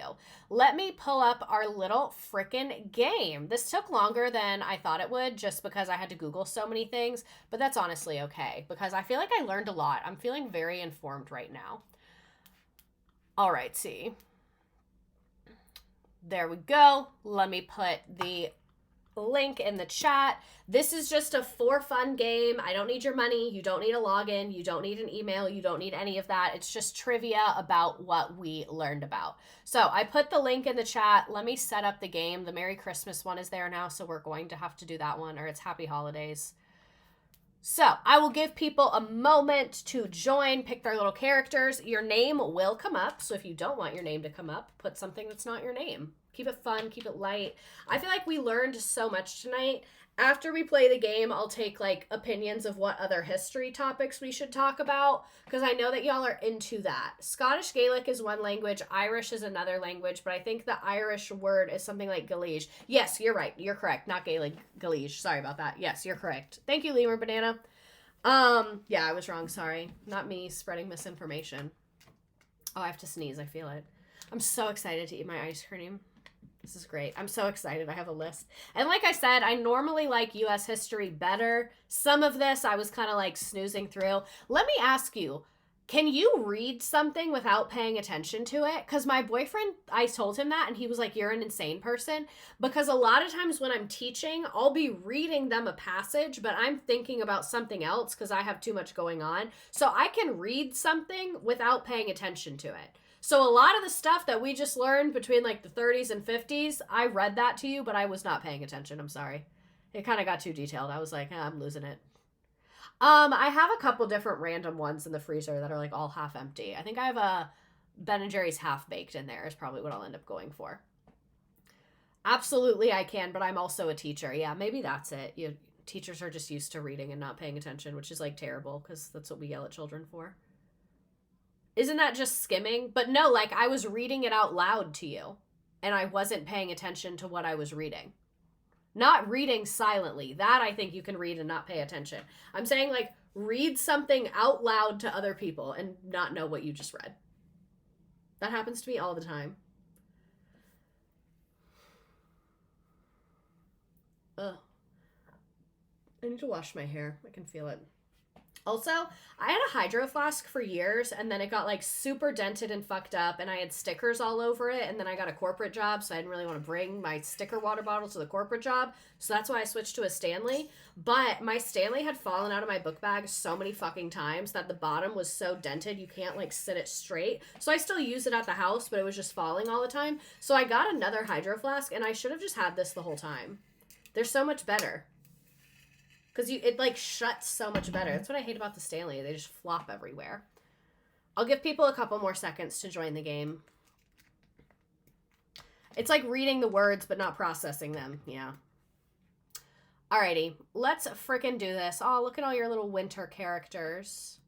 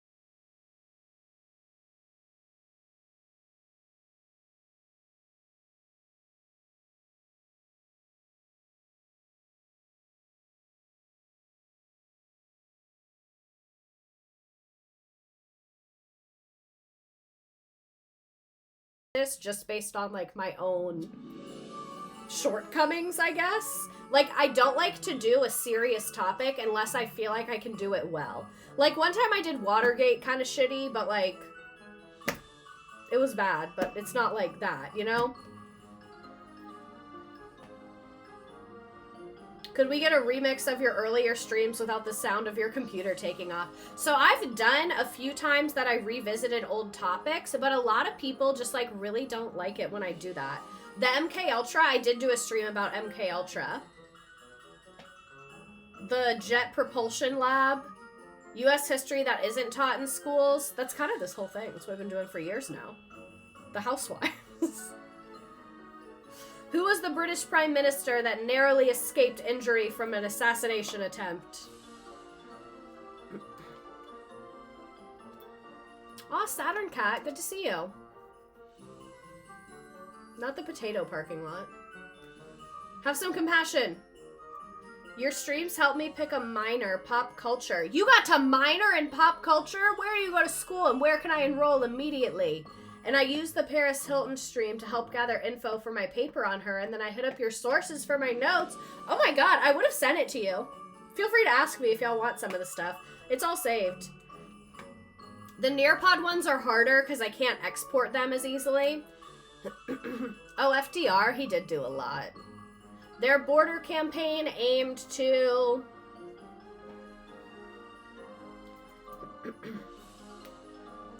I'm the Purdy Potato Parking Lot. Leroy Banana, of course you are. I kind of want to do Scientology too, but I'm afraid. Alrighty. Who is our winner? Saturn Cat in first place, a Purdy Potato Parking Lot, Lizard Beth, Marks, Jenna, a Sonic Parking Lot, Alyssa, Not Like the Other Boys, Emma, Boogie, Anti-British Potato, Chick-fil-A Parking Lot, Kiko, Excited for Ice Cream, a Dairy Parking Lot, Allison, Finley, a Burger King Parking Lot, King Jade, Ashley Poo Poo, Sammy, and Margaret Gleason. So... Nice job. Any other history topics you want me to cover? Any memes, any lore, anything you want? Not really history, but the current trend of girls outperforming boys in school. It's a huge trend I've noticed with my students. We should talk about that on Teacher Quit Talk. I would be into that. History of girls' education, that could be good. Scientology. Me and the ancestors at the English. Stop. When the Marines break into redacted high school during lunch and I'm a fucking show off. The Birkenstocks. Mama, a girl behind you. That's Mike. Yes, on the podcast. I think that would be a really good topic for the podcast. Thank you for that. Let me write that down. The jungle, horrendous working conditions, the poor sanitation. Ooh, those are good. We did an industrialization one where we talked about that a little bit. I didn't make this, but it was saved in my phone ages ago. America, give us your tired, your poor, your huddled masses. Irish people escaping the potato famine. So that was a freaking lie. As a 27-year-old, I love that you do history and educational streams. It makes it so easy to understand compared to high school history. Aw, thank you. The Marines pushing ads into this stream. They wish. They should be so lucky to have my fighters. I literally think it would be easier for me to recruit you all to like a paramilitary organization running out of my backyard. I'm joking for my FBI man. I think that would be easier than getting you all to join the actual U.S. military. And I feel pretty confident saying that. The Romanovs, the Gilded Age. I've done a couple Gilded Age ones. Big fan of Gilded Age. Apartheid in South Africa. That's a good one. You've given me much to think about. Thank you for being here. This is always the highlight of my week. Next week will be very casual with my favorite things. And then we're taking a couple breaks over the holidays, but I'll kind of get more into that next week. So yeah, love you so much. And have a good night. Sleep tight.